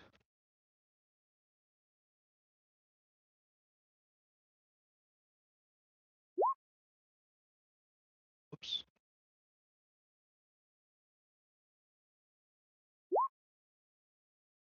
One. Ooh, that was Oh, close. Real close. The conscience roll was very much the same. I know. I'm teetering on the precipice of disaster, everybody. Just the place I love to be. Listen, a success is still a success. And until One the magic success, stops, the magic is here. one success is all it takes to be successful, unless you're being contested. yep. Do This is do true. do do do. Phenomena. Same roll with one extra die, and Oh that one my extra die god, is a it's 2. almost the identical result. That's It's almost the insane. same. Two Wow. 5s, 2 1s, a 10, and a 2. Oh my And a goodness. 2. That's so funny. Yeah, the It's 2 just trending upward. sprinkled in like a little bit of pepper. Oh God! Uh, While you wait in the car, you are parked kind of on the side of the building. You can't see the door to the kitchen. You can see one of the fire exits. You can see like the dumpster area, the dumpster enclosure, and something catches your eye back by the dumpsters. You see two people moving around back by the dumpsters. The weird thing is that thing that you were asking about with the flashlight when you look down the alley. You know that do you see the reflection of the eyes? You're not shining a flashlight. There's no headlights pointing at them. But for just a second, a car turning into the parking lot sweeps its headlights over them. And in that moment of glare, they are looking up and looking straight at you. And yeah, their eyes reflect gold. Like the eyes of an animal. But they're humanoid shapes, or is there Oh indistinguishable? no, they're honestly, from what you can make out, given the shadows that they're in and the brief flash of light that swept across them, they look like bums, homeless guys. Yeah. You know, dirty, ratty clothes, matted hair, grease stains on their skin. oh yeah, don't mess with those guys. Don't mess with those guys. So Why, I'm gonna just say it why, like this: Michael? like You sound concerned. Ron's Yes, yes, sitting I there, am. he's got the car running, and when this happens, he is definitely curious. He turns the car off, pulls the key from the ignition, grabs his phone, and steps out of the car, slams the door. He dials up Steward. Mr. Green. Steward, good evening. Um, I have Caleb coming to meet me. I don't remember if Steward had told Ron that he was coming or not too. Yes, yes, I Okay. did. So then, you and Caleb are coming to meet me, is that correct? That is correct. About how far out would you say I that can't speak you for would- Caleb, but I do know Mr. Merrick is also en route. He is waiting for a pickup. Ah, I've already sent a car. so then you're alone. with my ghoul. How far away would you say that you are in minutes and seconds? Boy, there's an I'm Quick in check. danger if I've ever heard of it. Quick check and Regardless of the rerouting. answer, yeah, Ron continues and says, "Seems that I've got a pair of, I don't know, kindred maybe, interested in me. They're in an alley. I just stepped out of the car. I think I might go in and get a table." I would strongly recommend going and getting a table. If they are of the Sabbat, it won't matter. But if it's of any other persuasion, it should dissuade them from starting something till I get there. ETA is ETA is Yeah, 7 minutes. sure. 7 minutes. So, and then Ron goes on to describe what he saw, and he just says, it's just the weirdest thing. When I saw those eyes, just something alerted me very strongly. I decided Yeah. not to wait in the car for you. G- JD, do you want me doing an occult check? Nah, not necessary. I You don't. do not You believe from can't. what you're You can't tell anything from it from the description. It could just. I mean, people get Yeah, demonized in photographs when the flash goes off at the right I angle. think You know, Ron is just more that's or less talking about the eeriness of it because he's pretty much unaware of what's going on either. But he's just talking about Did like you mention the gold eyes, that's what he which is finally gets different than to the red is he said, reflection eyes? we saw them, or I saw them. They were clearly looking at me, scoping me out. Looked like a couple of homeless guys. I've been there before. I wasn't too concerned, but there was something about the eyes when the headlights spilled over them. It was only for a moment, but it was like a golden ring or something. I I've see. It reminded Stuart me of takes an a picture. animal, but I couldn't tell you what animal, if that makes sense. Stuart take Stuart Google searches a wolf close up on the face with the gold eyes and shoots him a text. Would they have happened to look like this? And I would say, JD, while this is happening, he shut the door. Once he actually starts talking to Stewart, he's going to start walking towards the entrance of the IHOP. So yeah. if he gets there or Hey, not, you let me Ron, know. But okay, yeah, go ahead and make another roll for me. same roll. Nope. This time you're rolling your perception plus your awareness. Ooh, that's one less die. It is, but it does something different. One And you still success. have a success. You're dead. Your heart doesn't beat. You only breathe when you think about it.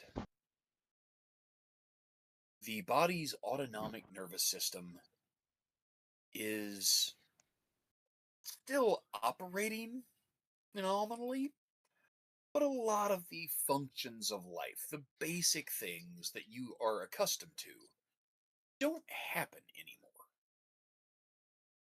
You don't sweat normally. Kind of have to think about it now and then to blink. And yet, as you walk away from where you've parked the car and these two guys back by the dumpster, you hear this sound. And it's hard to pick it out over the sound of traffic moving on the road and, kitchen machinery. There's like an exhaust fan thing on the roof that you can kind of hear buzzing. Yeah. And, it's just city noise. But Hmm. Yeah. underneath it all, there's a sound. It's a very low, quiet sound, but it carries. And you feel the little hairs on the back of your neck start to stand up. And you look down. You're wearing a jacket, but your hand and your wrist, maybe an inch or so of your arm, sticks out from the sleeve, and you Hmm. can see goosebumps starting to prickle up on your arms. And then, as you round the corner of the building, you glance back over your shoulder. And you can see those guys again. And this time, you can see them. Their jaws are clenched. Their lips have pulled away from their teeth. And you finally identify the sound. One of those guys is growling at you. And you can hear it from 75 or 100 feet away. You get to the front door and you step inside the IHOP. And you are, immediately swaddled in the smell of cooking pancakes and coffee brewing and the hubbub of quiet conversation and the clattering of plates and silverware and that sense of imminent danger just kind of falls away behind you as the door closes. The pleasant young lady at the hostess stand says, "Good evening, sir. Welcome to IHOP. How many in your party?" You see him kind of get distracted for a moment. He starts counting on his fingers and hands. He says, "I think 4, but there could be more than that." If you're still on the phone with Stuart say get a table for 8. Table for 8. Ron immediately corrects. Yeah, he's just on the phone the whole "Oh, time. right this way, sir." And she Thank leads you. you from the main dining room into a small quasi-private dining room. They have like a half wall with Yeah. like a glass partition. So you can And see like from that one section table of is the the dining only room over. table in there, or is there Well, like it's just not maybe only 3 or 4 tables? there's only like 6 tables in there, but 2 of them Okay, are big I get what you're saying. like 8 top tables. This is kind of Cool. the Perfect. group dining room. Yeah, And I she think I'm sits you picking up what you're down, putting she down. hands you a menu, she says, Can I get you something to drink while you wait for the rest of your party?" He goes, "You know what? Why don't we start with a carafe of coffee and some cups? "Of course, sir. I'll get those Steward, right back anything over to you." special for you?"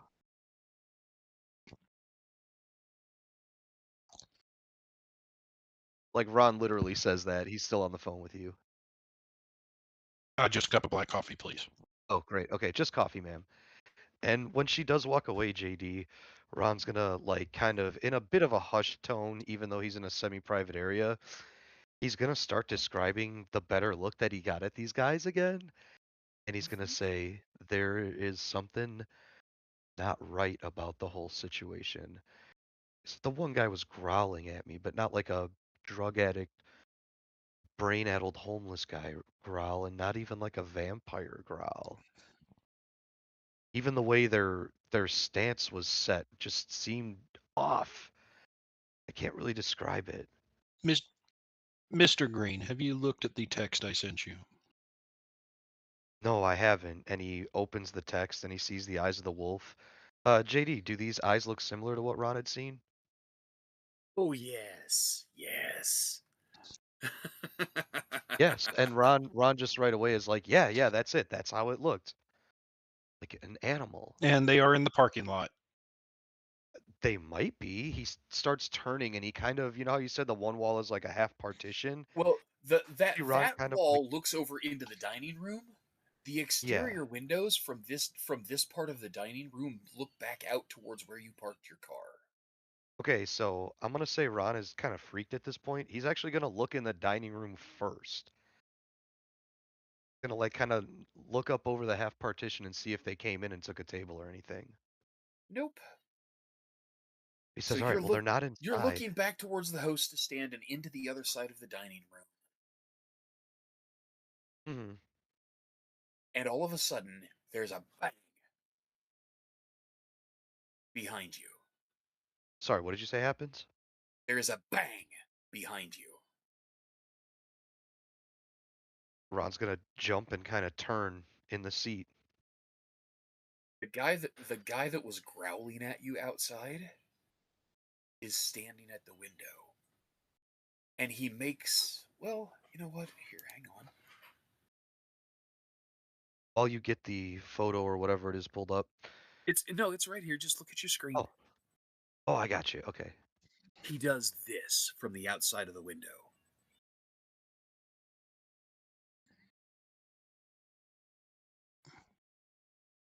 And he turns and he walks away, directly away from the window, turns his back to you. He walks away from the building. Yeah. And as he walks past your car, he goes, splays his fingers out, drops his hand down by his waist, and you watch as he runs his fingers down the side of your car. And then he walks away into the night. You don't see his friend anywhere. While that whole scene is unfolding, Ron is just describing it to Stewart. Just like, God damn it, this motherfucker just slammed the fucking window. Oh, he's pointing at his eyes and pointing at me. He's watching me. Now he's walking over there. Oh, what the fuck? No, oh, he's fucking scratching the shit out of my car. God damn it. Fucking bastard. What is he scratching the car with?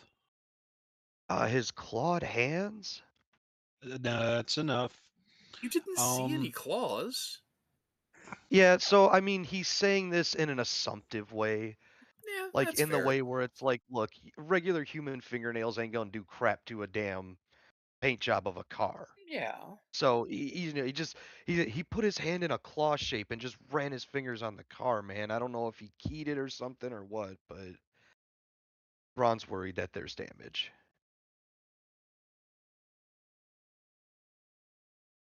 Okay, so Mr. Green, congratulations, you have survived an encounter with werewolves. I cannot confirm that with me not being there, but that is my best guesstimation. This actually makes 3 he's survived.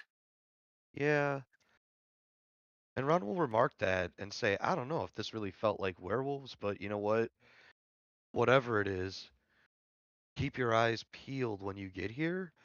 And maybe I ought to pass that along to the other guys that are on their way. Yeah. Yes, I will make sure my people are informed. Josh, your phone dingles, but you're driving. Yeah, hands the phone to Bear. Bear, who is it? Is it important? What's the passcode for Amanda, your screen? don't.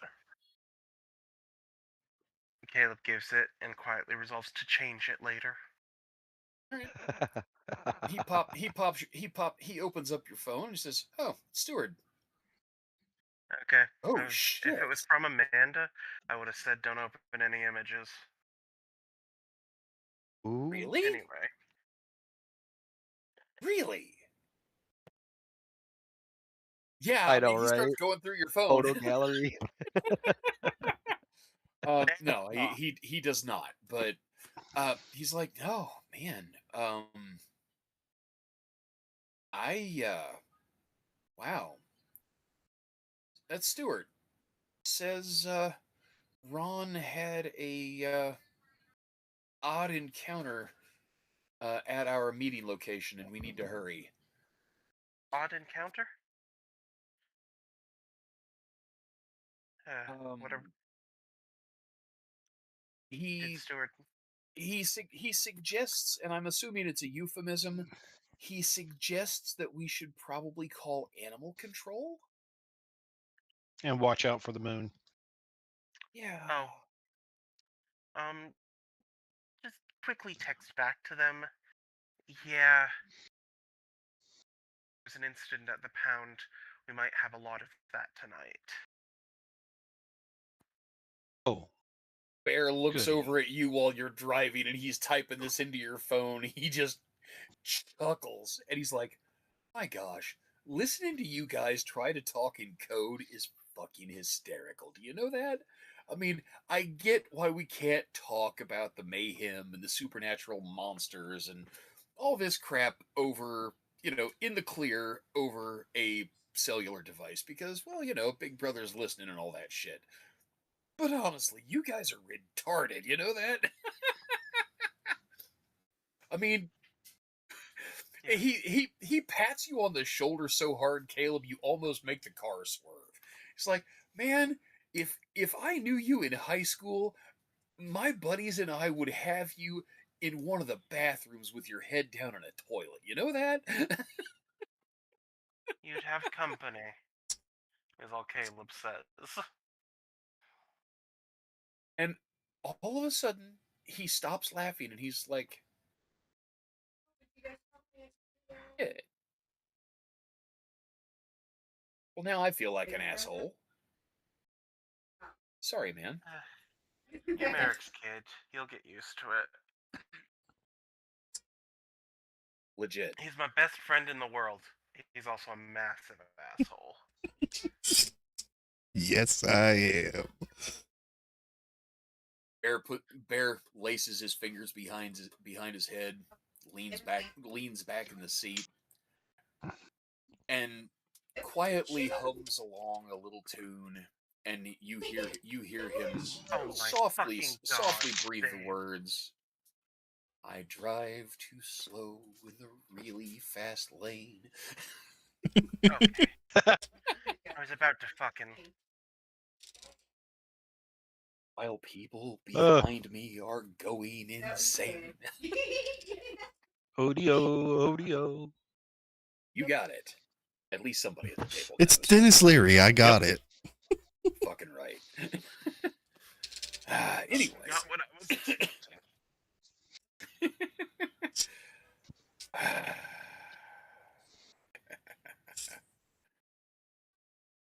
All right. So Caleb and Bear arrive. Yep. Stewart Before arrives. Stewart? Oh, no. You all arrive within just a couple of minutes of one another. Let me introduce everybody to David, my ghoul. Bear flips him kind of a, like a two-fingered salute. What's up? Do you park next to Ron's car? Yes. Okay. You exit the vehicle that David has driven you in, Stewart? Please Yes. make a perception plus investigation roll. Okay. Where did my character sheet go? Probably Too many closed it. windows open. Perception plus investigation. I like that roll. Indeed. Target. Standard 6.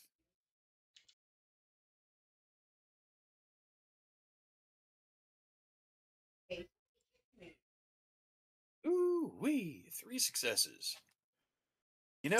I've got great news for Mr. Green. There is no apparent damage to the paint job. However, there is a set of 4 parallel or mostly parallel lines running down the length of the vehicle, and it appears to be a drying liquid. Success on this roll means that you can tell what it is without having to touch it or taste it. You can identify it by smell. Urine. Vitae. Why? Ooh. Not just blood. Kindred blood. Why? What do you Oh. We gotta get Caleb over there. Yes, we do. As a matter of fact, Caleb and Bear pull up and park on the other side of Ron's car. A quick question, JD. Can I see Stewart looking at? Can Ron see Stewart looking at his car from where he's sitting? Yes, Yeah? yes, you can. Okay. Just a question. Uh-huh. He's just watching. That's all. Just waiting for them to come Hey. in. It bears mentioning. Pardon the double reference. When Bear gets out of the taxmobile He is carrying a duffel bag. Not He a could be gr- saying he's burying it.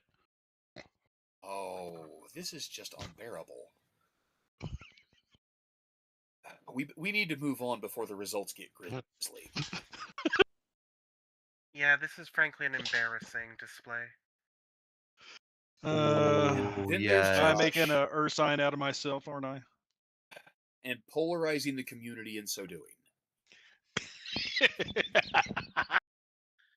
Yes. My job here is done. To the Check your stream, shorts for guys. brown marks. We'll be here all week. This is what the viewers are here for. Bunch of Exactly. middle-aged men making puns. This is exactly where we're supposed to be, guys. It They're could here for be the punishment. worse. Yeah. It could be worse. I'm not Or it middle-aged could or it could get cheddar. We could move to cheese puns. But no, Oh God. I'm not enough of a monster for that tonight. Okay, so as soon as Caleb turns the engine off, he activates Auspix because he has reason to believe there's werewolves. You I'm know, just that's a announcing really that. good thing. That's a really good thing to do. I'm just announcing that. Hey, Josh, make a perception More plus alertness roll.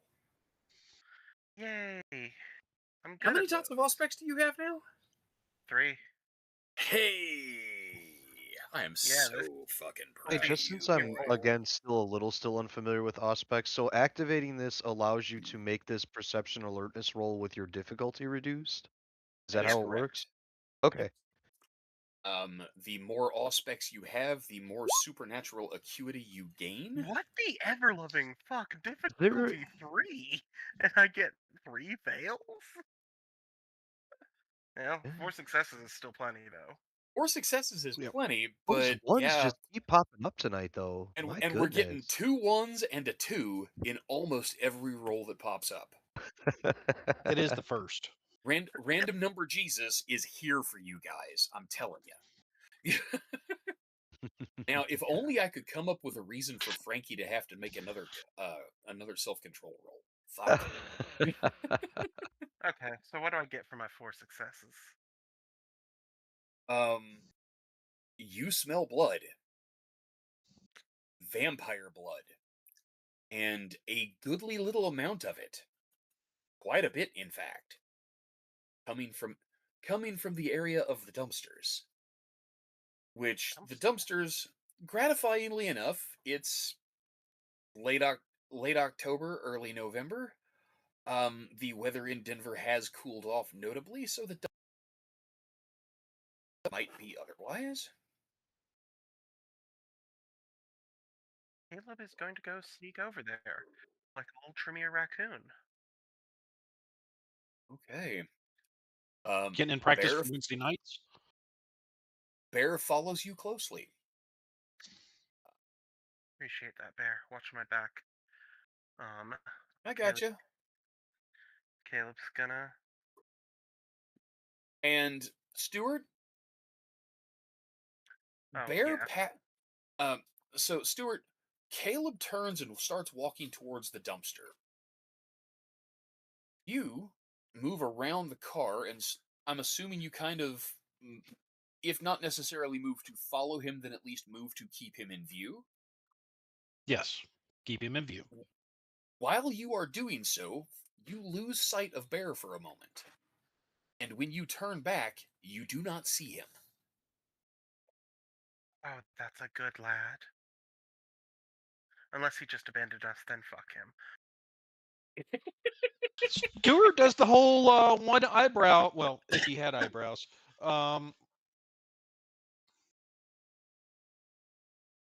Yeah, but you know what? Stuart wasn't with you then. Correct. But more importantly, how much fun is it to use Obfuscate on the guy that's constantly using Obfuscate on you? Oh yeah. Like I said, I raised the one eyebrow if I had it, and then continue to trifle with the car. Mainly Okay. trying to get the detail off the car so that the peoples don't see it. Okay, that is a valid and worthwhile endeavor. David exits David- your vehicle, I'm Mhm. assuming, and yes, he and it stands. says, Yeah, he stands at the front of the car, out in the parking lot. Plain view of people in the restaurant, people passing by, standing around, looking like he's checking his phone, looking at his watch, being conspicuously visible while using his body to block you being viewed by anybody inside the restaurant. He's trying to be helpful. yep. And it is into this scene of so many people attempting to be helpful that your second vehicle pulls up, driven by one of your ghouls, to promptly Let me introduce everybody to Debbie. Hi, Debbie. Merrick, you and the boys in the band pile out of Miss Debbie's van.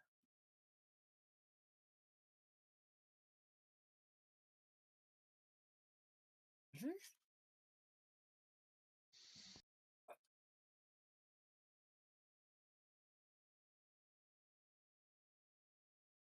Yes. Oh my God. And as you climb out, she reaches over and calmly turns the knob down, and as he climbs out of the van, James looks behind him and smiles, and he's like, "Thanks, Miss Debbie. It was real nice meeting you. You have a nice night, okay?" That James, he's such a nice guy. And he's a sucker for a pretty face. That's what got him chewed on in your office the last time. Yeah, I'd say. So we step out, and Did so I see her only face, right? steward. Did I see her face? Yes. I'm sure I would Is there a have. picture of her somewhere? It's in the OOC. David and Debbie. Oh gosh, yeah. Honestly, Dude, I'm a James, vampire. Don't bother me at all. and she's driving the van. That side of her face is turned away from the people that are her passengers. Mm-hmm. Yeah. So, I mean, but James is just a sweet guy,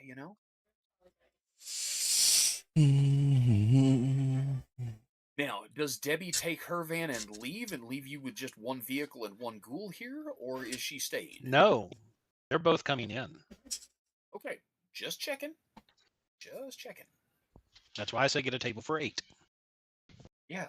So, Ron, you see a third vehicle pull up, and in the glow from the windows, you see Merrick get out of the second van. Okay. And then you see the guys from the band get out of the van. You weren't expecting this much company. You didn't know who the extra people were. Now Right. you know. Do you go outside and join the group, or do you continue to occupy the table? Your coffee has arrived while you've waited. I'm gonna wait at the table for them. Okay. To keep my eye out, I'm gonna start. He's gonna look like he's like distributing cups around and stuff like that, but really he's just kind of watching out the window. Sure. Look. What's up, nerds? The boss is coming. You spot Caleb over by the dumpster. Don't have You don't see. Well, you have 2 dots in Auspex now. So Yes, I do. Make a perception plus alertness roll. Okay. Difficulty standard. Standard difficulty.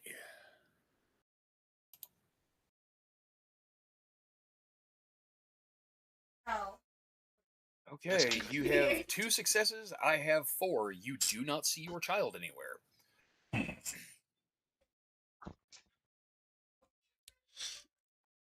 You were pretty sure Caleb was bringing him? Yeah, do I the dumpster though? You do.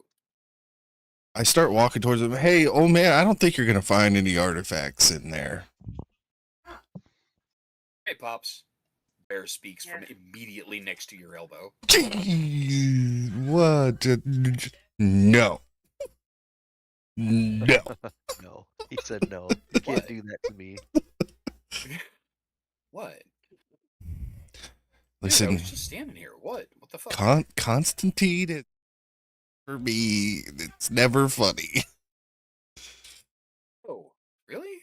I'm so sorry. I thought it was. Oh, meet your brothers. Oh my god. Bear looks at you and then turns and realizes that you have embraced the entire band.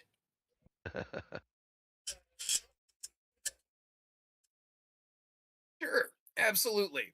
Totally cool. Nice to see you, fellas. There are only more Malkavians in the city than Bruja. But if we try real hard, we can fix that.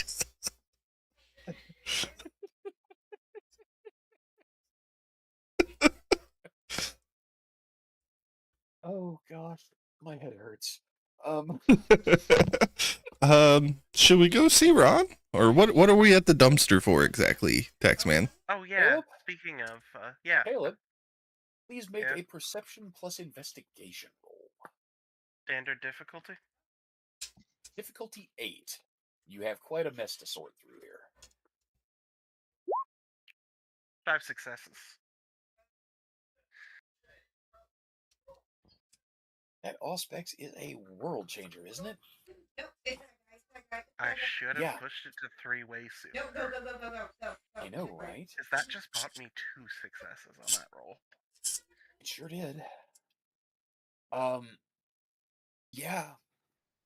You discover that there is what certainly appears to be a recently embraced kindred on the ground behind the dumpster. I say recently embraced because it is well and truly dead. D-E-D, capital D, dead. Okay. The major extensions off of the torso have been removed. The right leg and right arm are on one side of the dumpster enclosure. The left leg and left arm are on the other side, and the head is on the ground, kind of up under the dumpster.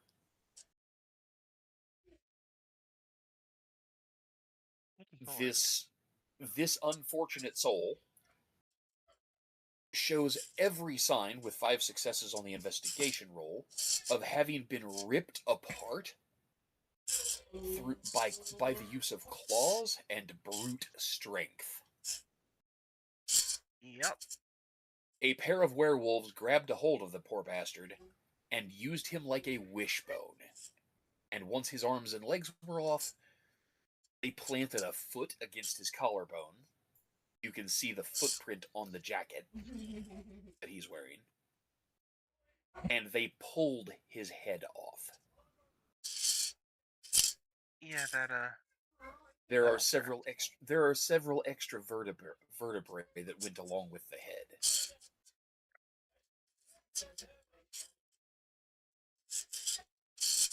Hey, Caleb. Yeah. Make a self-control check for me. I know you're pretty good at those, but make a self-control check. Oh, you're good. No problem. Yeah. This kind Caleb of only this takes kind a of little. this kind of gore would have upset you notably in your mortal days. The company you keep has left you growing accustomed to it, unfortunately. That said, Caleb would like to reach down and sample the blood. Good call. Go ahead and make the roll for Taste of Blood. Yep. There's literally nobody around.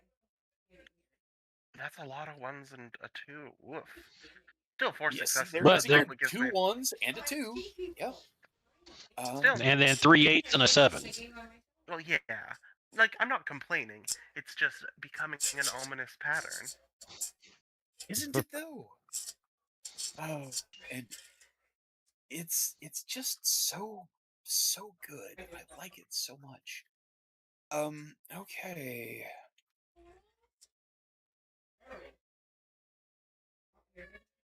4 successes. Let's see. The caster may determine how much vitae remains in the subject. Functionally none. If the subject is a vampire, oh yes, how recently he has fed, earlier tonight. His approximate generation, 12th. And with 3 or more successes, whether he has ever committed diablerie. Yes. He's 12th and he committed. Oh, God. Yeah, that's sad. Poor guy. Man. Just because he That's- committed diablerie doesn't mean he successfully advanced his generation. Heard. He could have eaten somebody. He could have eaten somebody younger than he is. Common in the Sabbat. Just to eat them. Yep. Unfortunately, Taste for Blood does not reveal the bloodline involved. You would have to have the Blood Walk ritual for that. Which, by the way, have you learned that yet? I keep meaning to, and then disasters keep happening, and I haven't actually had downtime to learn rituals. Oh, gee, I'm so not sorry.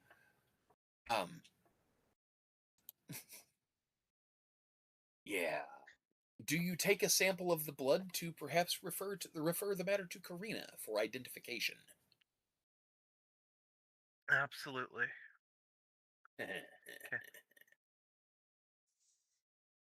All Caleb right. just takes the sample, then says, "Well, here's hoping he was Sabbat."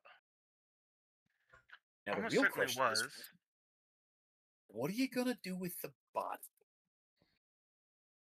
Because newly embraced kindred do not decompose any faster than a freshly dead human.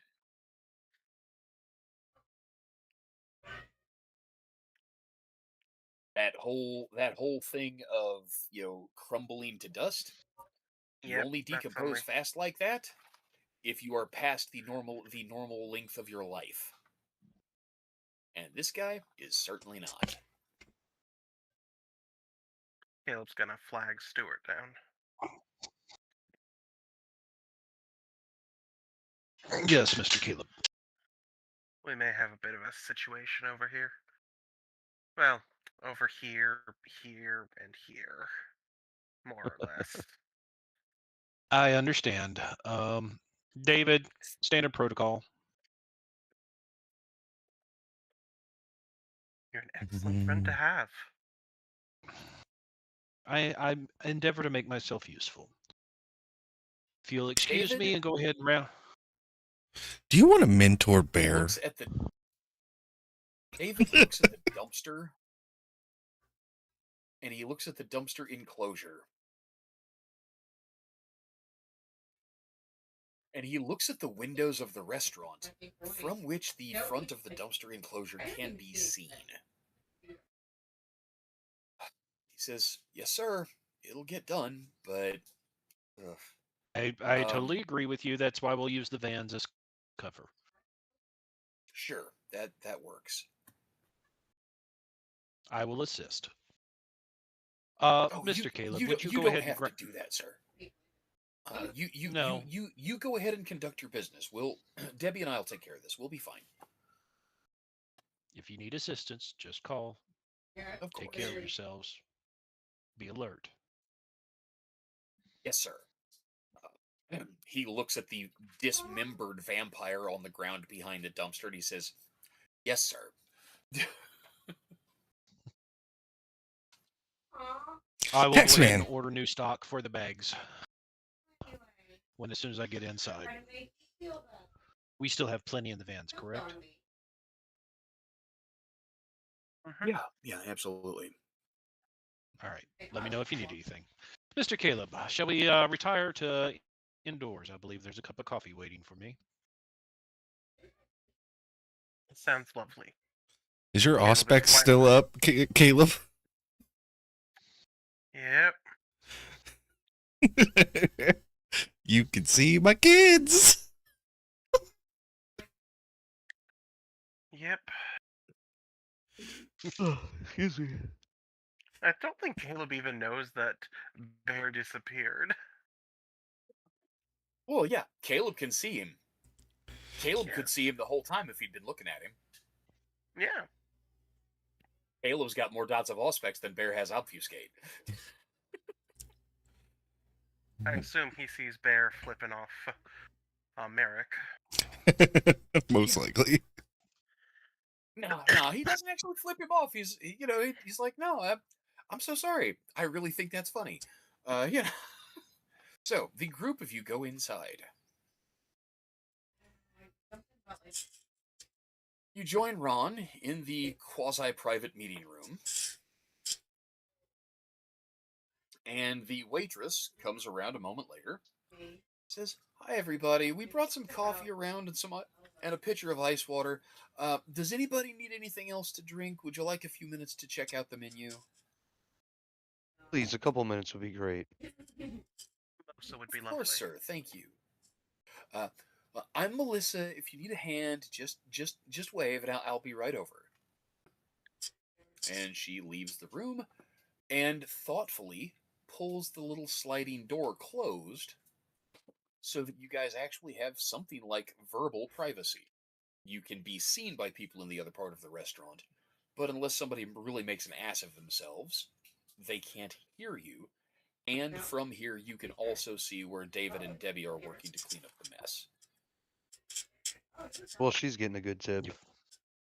So you can actually, so Stuart, that actually makes you a little more comfortable because you are able to keep an eye on your ghouls while they are attempting this in the werewolf haunted night. Mm-hmm. Do me a favor, please, Stuart. Roll your dexterity plus investigation.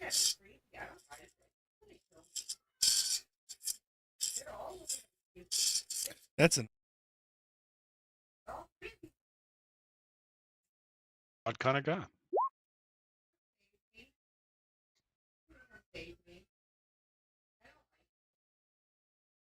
All right, so 3 successes. They do a fairly quick and reasonably thorough job.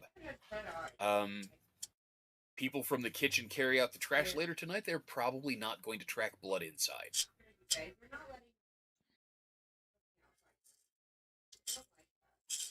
Meanwhile, you all are asleep at the table together. I will text Debbie Mhm. to have David take care of that van and to come in, have her to come in and join us whenever she's done. Whenever they're done, yeah. They are going to be working on this for quite a little while. Okay. It will probably take them the bulk of the time that you're in the restaurant. Fair. Ron, what's up, my man? How you been, buddy? Hey, Merrick, you brought the band. Did you know that I've never felt closer to him? Is that so? That's so. They're on Team Us. Oh. Caleb's It eyes clicked in go a Ron's bit head, and wide. he's like, oh, wow. I thought it was supposed to be one. Oh, I was never told a number. I just got told that we had permission. Ron's just gonna shrug, and he's gonna be like, you know, Merrick. Give an inch, take a mile, you know. Always. Bear just looks up from the menu and just, yeah, it's Merrick. Caleb just is clearly. It is clearly quietly flashing before Caleb's eyes what happened last time. Merrick sired more people than he was supposed to. Stuart reaches into his pocket and pulls out something that looks about the size of a pack of cigarettes, but it's definitely, you could tell it's a speaker of some sort. He pushes a button on the side of it and starts playing with the dial. It's a white noise generator. He turns it up just so it's faint enough we can talk over, but loud enough that it would interfere with somebody listening in. Interesting. Well done. I don't know what you mean Demonstrate. by that, Caleb. Last time we committed regicide and wound up on top, so That was not said out loud. That was a. It is clearly. Never mind. Whatever. Sorry. It's fine. oh, Don't worry about it. Speaking about Team Us, it has been made aware to me that there are new Nosferatu in the city. There is a code phrase which I will share with you if we run into Nosferatu. Constantine has asked us to please verify that they are one of ours or not one of ours before we get drastic. The code phrase is I am looking for a good deal on a comic book. Their challenge phrase should be is I have a collectible Hellblazer #1.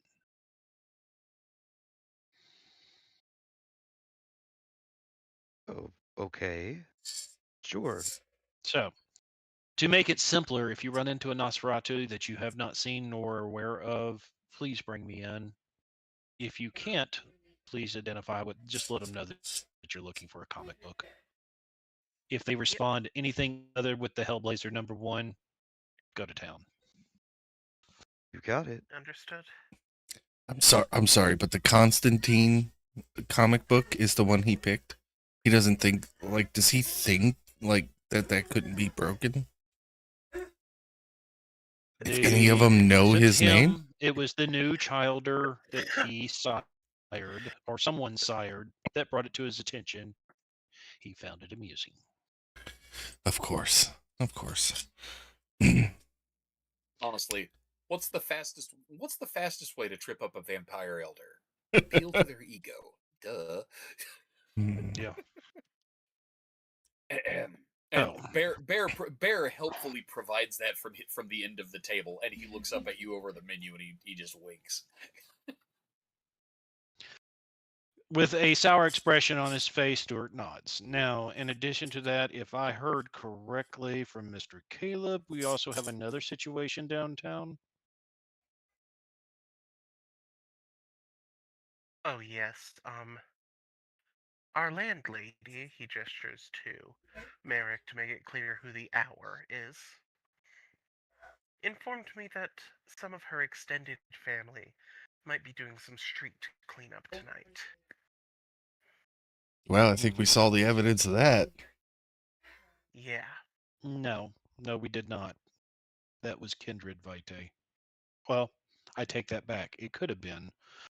I can tell you the what was the residue left on the car was Kindred Vitae, which could have been the body that was being taken care of.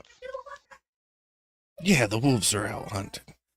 I have a feeling that they're not going to be looking for jersey colors before they do anything either. So it's best if we stay out of their way. I do agree.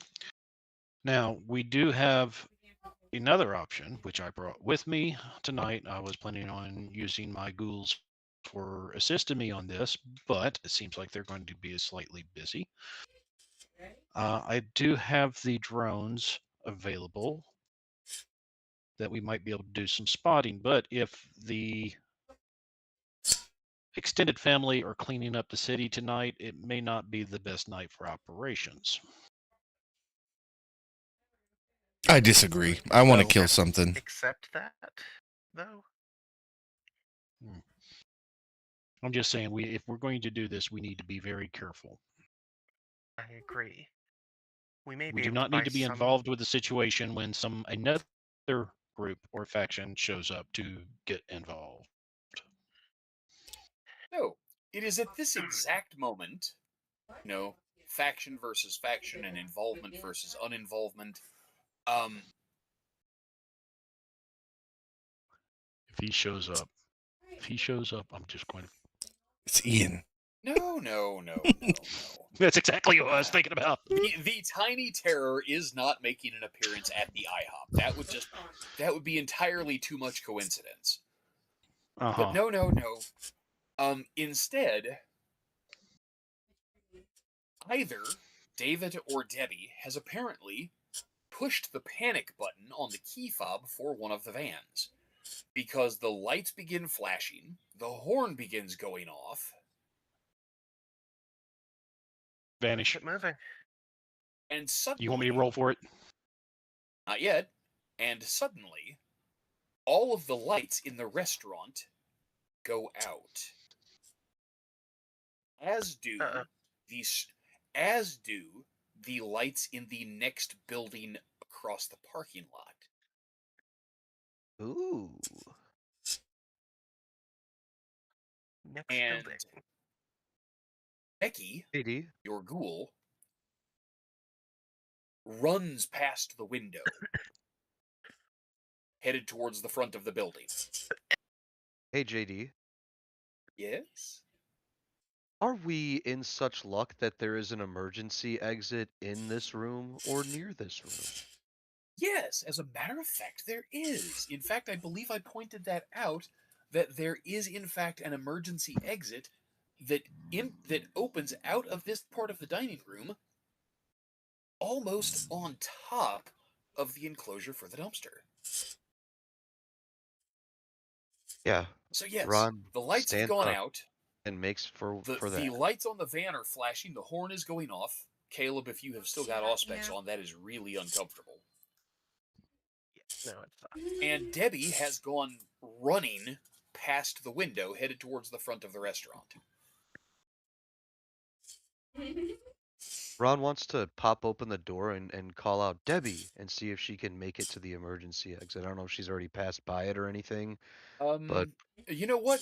Make a wits plus alertness roll for me. If you can score 3 successes against difficulty 6, then you can catch her before she gets that far. okay.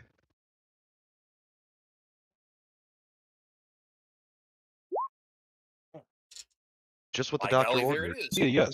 3 8s. So yeah, you throw the emergency exit open, and Debbie, she pivots on one heel and dashes back to you, pushes past you to get inside. Close the door! Close the door! Close the door! Ron will pull it shut again. I would like everyone to please roll perception and alertness. Your difficulty is 6. No, if you don't, you may not activate auspex because the flashing lights and blaring horn on the van would create tremendous issues. So there's Dang. 1, Hey, 2, 3 for right. Merrick, 1 for Josh, 1, 2, 3 for Stuart. Ron, 1, 2, 3, 4 for Stuart. Yeah. A group of figures emerge from the darkness. The glare of the headlights on the van, where they're flashing, are reflecting off of the windows and the side of the building, so it's casting some light back out into the parking lot. The street lights are creating a silhouette effect.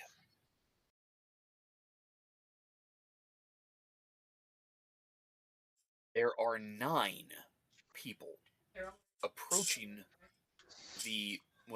coming into view. They're coming out from behind where the vans are parked. Because, Stuart, you said you had your ghouls park the vans in such a way as to obstruct the Correct. view of anybody else pulling in Correct. the parking lot from seeing into the dumpster enclosure. But that also means that these people are coming out from behind the dumpster and the vans into your field of view. And they are approaching the window, dividing you guys from the parking lot. Stuart, you get the solid head count that there are, in fact, 9 of them. Mm-hmm. Merrick, Caleb, and Ron, the 3 of you get a little less info, at each step of the way. But one particular point stands out, or to Merrick and to Ron, but Caleb does not get the significance of it. 8 of the 9 are all wearing leather biker jackets. And those 8 people all have shaven heads. Ron? Yep. They look a little familiar. Yep. As I may or may not have seen in the alley earlier. Oh, I definitely saw them. Now I know it.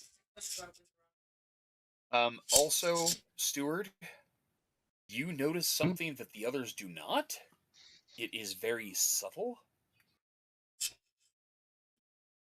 A car passing by on the street has its headlights on, but the shadows in the parking lot appear to be moving in the wrong direction. Got it. Debbie, where's David? I don't know. I think he was in the van. They Good. came out of nowhere. Did they do anything? They showed me their teeth. Thank you, Debbie. Please, shelter here.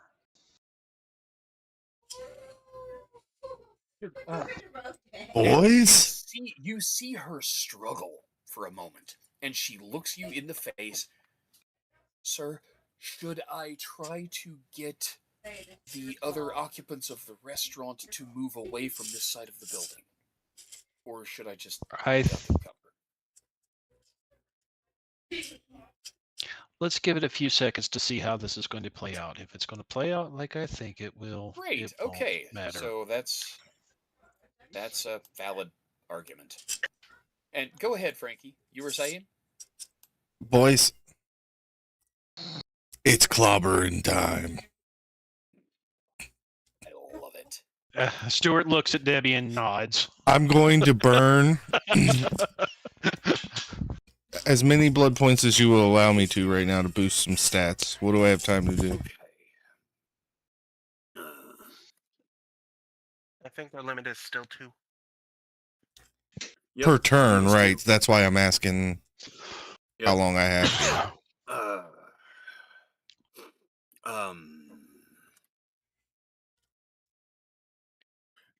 Hey guys, just a moment, please.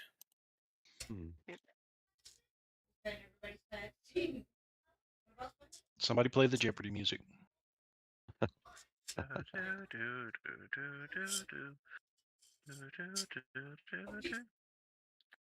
My family. My family How will watch many La Jeopardy. Sombra can you kill in a turn, Caleb? Well, I've got great news. These ain't La Sombra. What are they?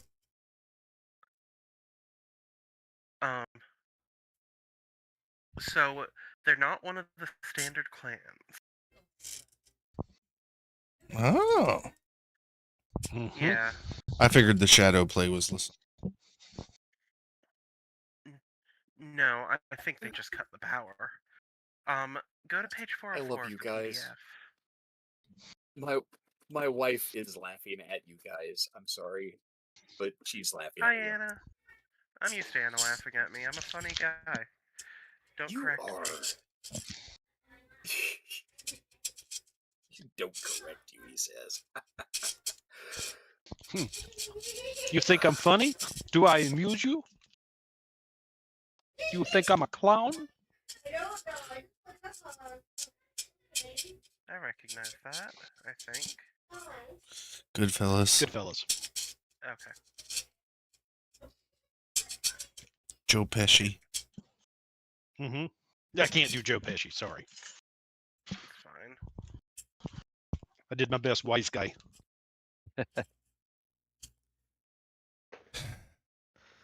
Okay. All right, so where am I? Here we are. Oh, Caleb Stewart, Ron. Hmm.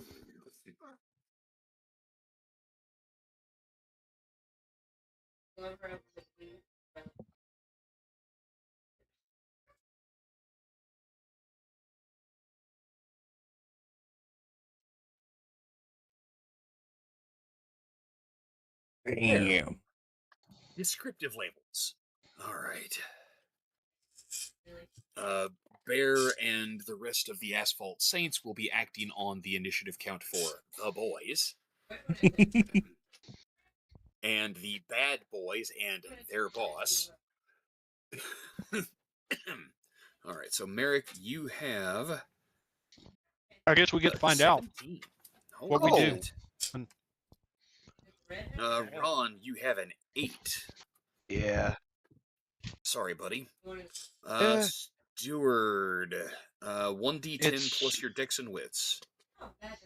Dex Also, with 6. And Caleb has an 8. actually, it's a 9. So that'd be I a forgot 12. that I boosted my dex.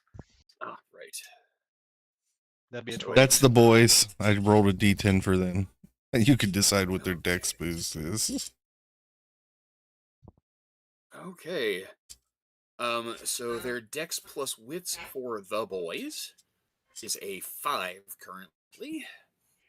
So that gives them an initiative count of 7. Although we are actually going to round that up, and Bear throws the average upwards a bit from a 5 to a 6. So that does put them acting on tick 8. The bad boys, on the other hand, they will have an 11. And the boss. Oh goodness. That's triflingly awkward is what we're going to call that. We know who's going first now. Is it the boss? Yeah, their I, boss goes I first. finally get a 10 on an initiative roll, and it's still not me. Well, Merrick, as Oh. a consolation, you're still first out of the group. Yeah. Hey, pick your wins where you can. Honestly, it's gonna work out in your favor, and it gives me a chance to do something that I so rarely get to when you get to go first. The guy who is Player the guy character? who's Monologue?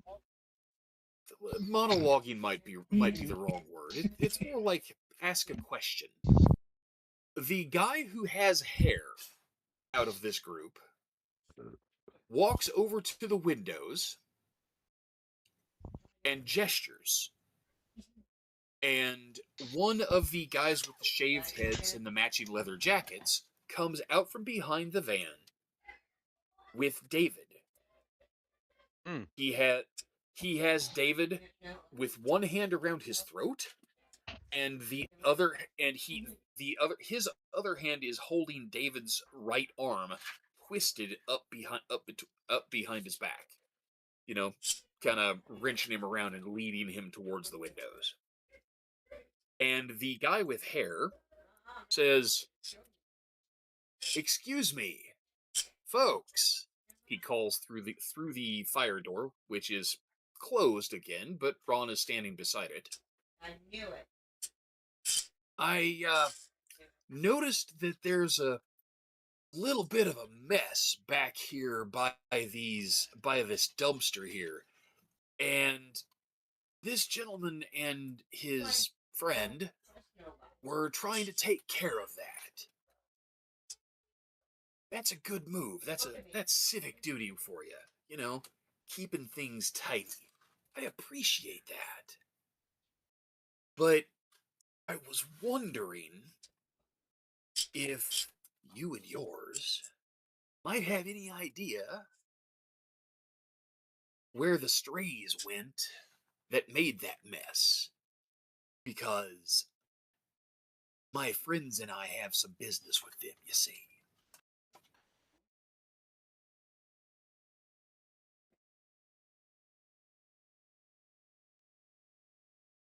That's his piece. His action is to address you.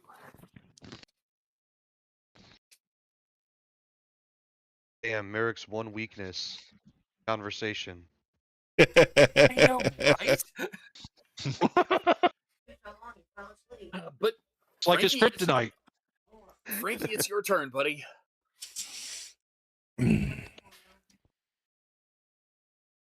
I'm going to step out of the door.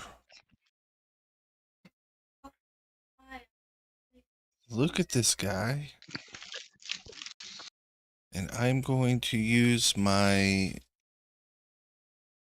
Presence 3 ability, Dread Gaze. That's 2. So if you're Or yeah, 2. Dread Gaze 3 is the- 3 is Love Me. Dread Gaze is the scary one. Yep. So I'm going to bare my fangs at him and tell him, do I look like a fucking dog catcher to you?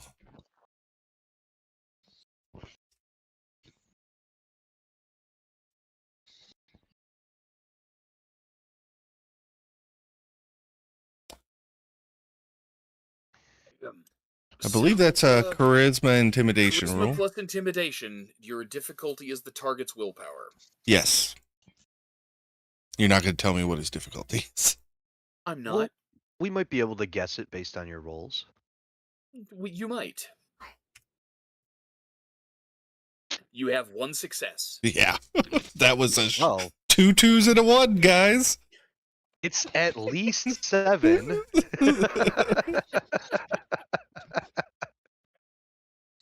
I love that process of elimination. So, Yeah. Merrick, that is your action. You step up and you're shouting through the door, or you stay So on it the is still a table? success, so he will have to burn a willpower to resist it. I'm asking you where you are and how you address this. Do you shout it from your position at the table, or do you approach the door? No, I said I step into like the threshold of the doorway. Okay, well the door is closed unless you've opened it. Oh, I've opened it if Ron I have let to. Debbie in and pulled the door closed. Yeah, if I had to open it, then I opened it. Okay, well, I didn't say you had to. The guy shouted through the window. Oh, well, no, I opened the door then. Okay, so you open the door. And he actually recoils from you. I mean, he pulls back and steps away from you. And Stuart, it is your turn.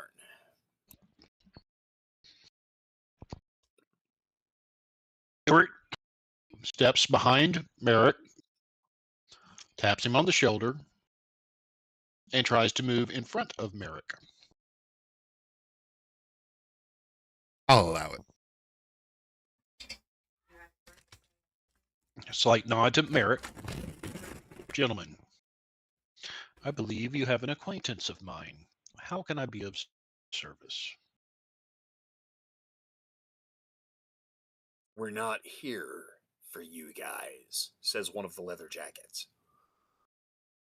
I understand that. The leader is recoiling from Merrick's use of presence.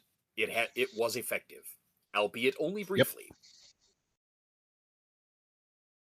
We are not here for you guys. We want the fur balls. Where'd they go? My best guess, they came to the window here, made their presence known, then they drug their hand across that car that I've already cleaned up and went that direction. That is the best that I know. I would appreciate it if you would return my associate back to me.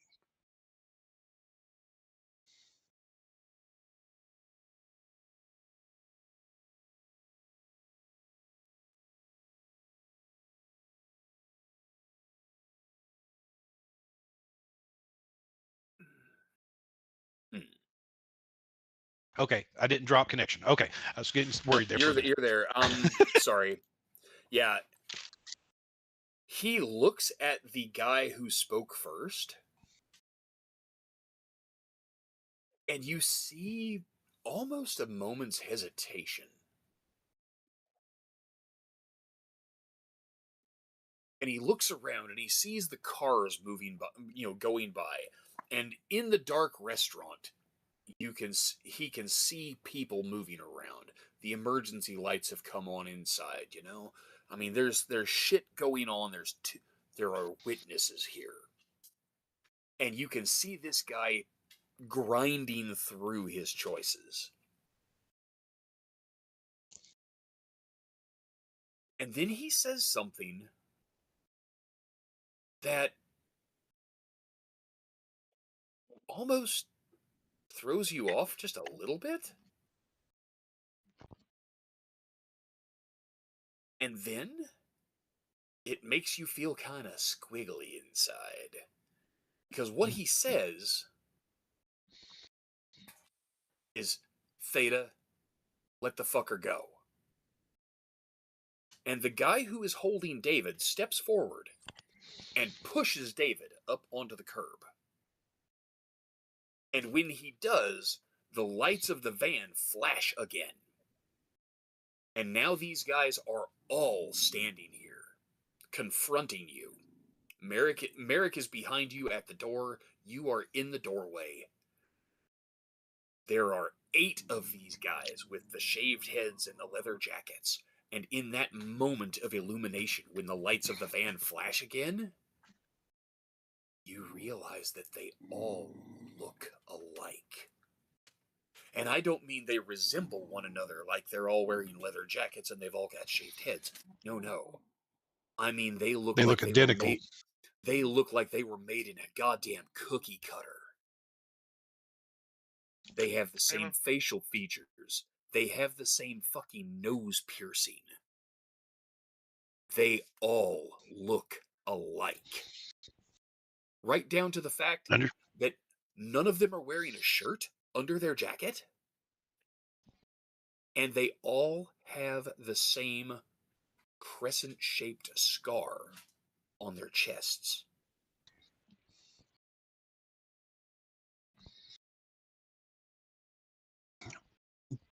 Yeah. Stuart, I would like all of you to please make a courage roll.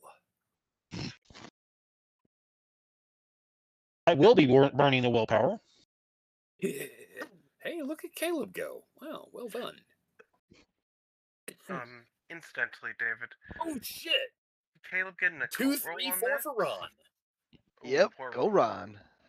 Damn, Merrick snapped. Merrick's on top of it. And Stuart is too.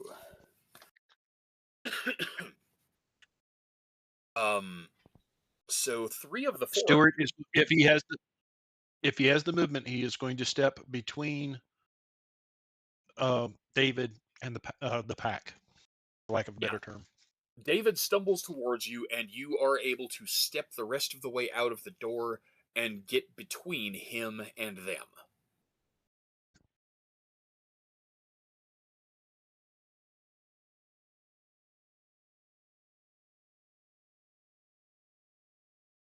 The one who is doing the talking right now points, and one of the octuplets moves over to Ron's car,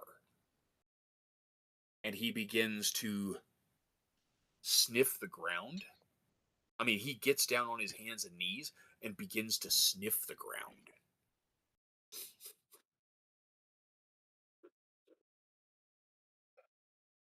Yeah, they're filthy. They're filthy, Alpha. I can fucking smell them. They came this way. I can smell Omega's blood. They wiped it on this fucking car. And that fucker, he's a Nosferatu. But he's fucking squeaky. He's clean. It's weird. But yeah, he wiped it up. But they went this way.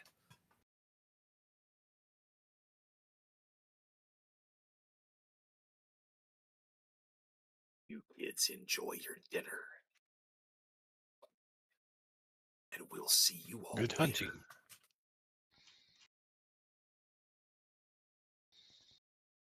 Stuart says good hunting to them. And then escorts David back inside. They begin to step away. They do not turn their backs on you, but they begin to, and then it hits you. Their movements are in unison. Left foot, right foot, left foot, right foot. They pull back together and get closer together as they move. The guy with the hair withdraws alongside them. He is obviously still shaken from Merrick's use of dread gaze. Caleb, it's your turn. Are you going to let them go? Caleb's looking at the others, one hand on the sword, like, are we not throwing down?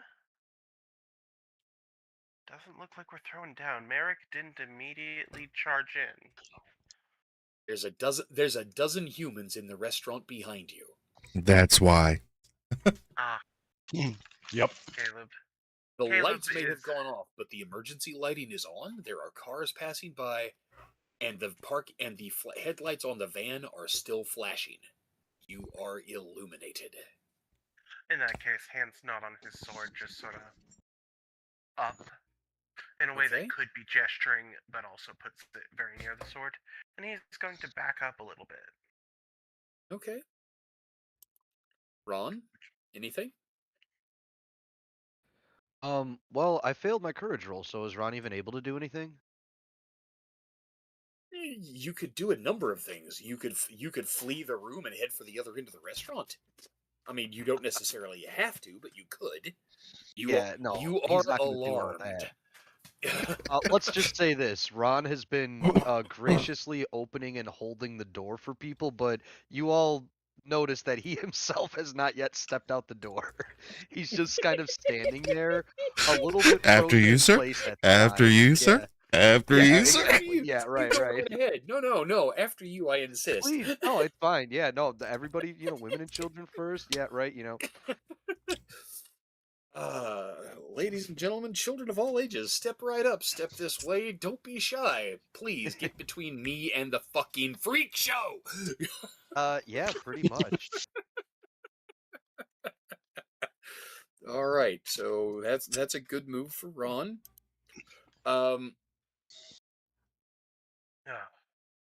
James, Vince, and Bruce watched all of this unfold. And they react to it in uniquely them kind of ways. Vince is on his feet. He has retrieved a fire extinguisher and is kind of calmly holding it down by his leg, like he intended to either pull the pin on it or maybe slap somebody with it. It's hard to tell from his posture. Bruce, of all things, Bruce has picked up the glass Heinz ketchup bottles off of two tables and has one in each hand. Bruce was looking for a melee weapon and found one. He was going to make a mess one way or the other. Fucking right. And you know what? Honestly, there's no getting that goddamn ketchup out of the bottles anyway. It's fine. Nope. James, on the other hand, is looking at Merrick. And as the others outside move away, you hear him say, "Whoa, that's badass, boss. Can I learn to do that?" Yeah.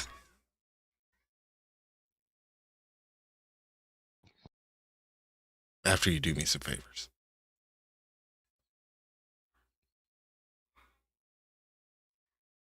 Let me know when it's my turn. Bear is just gone.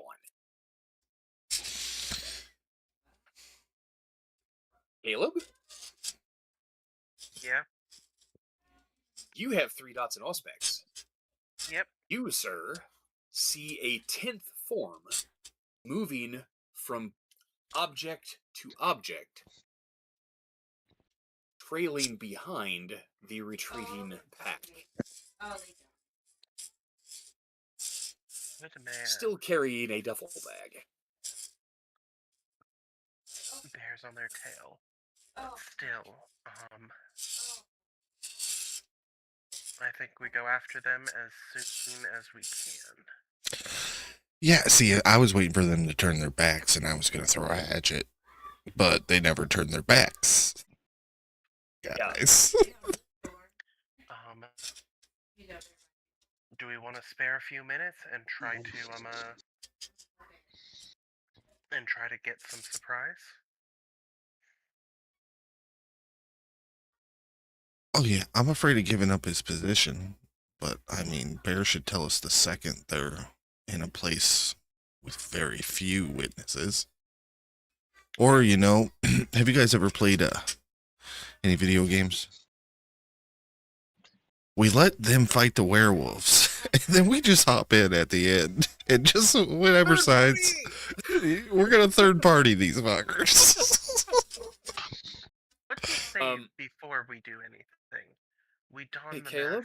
masks. Sorry, go.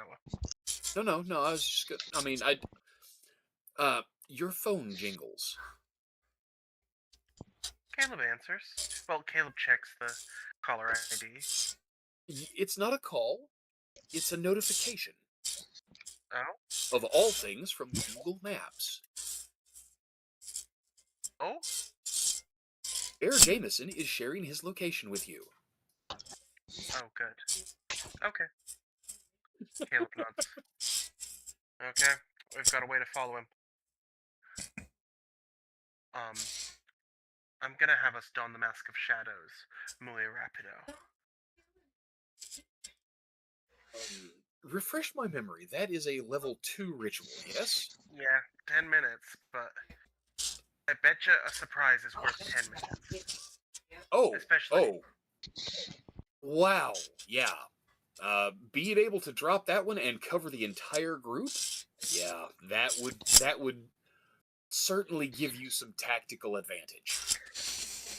I throw $400 on the table for Melissa before we leave. Wow, look at you, Mr. Big Spender.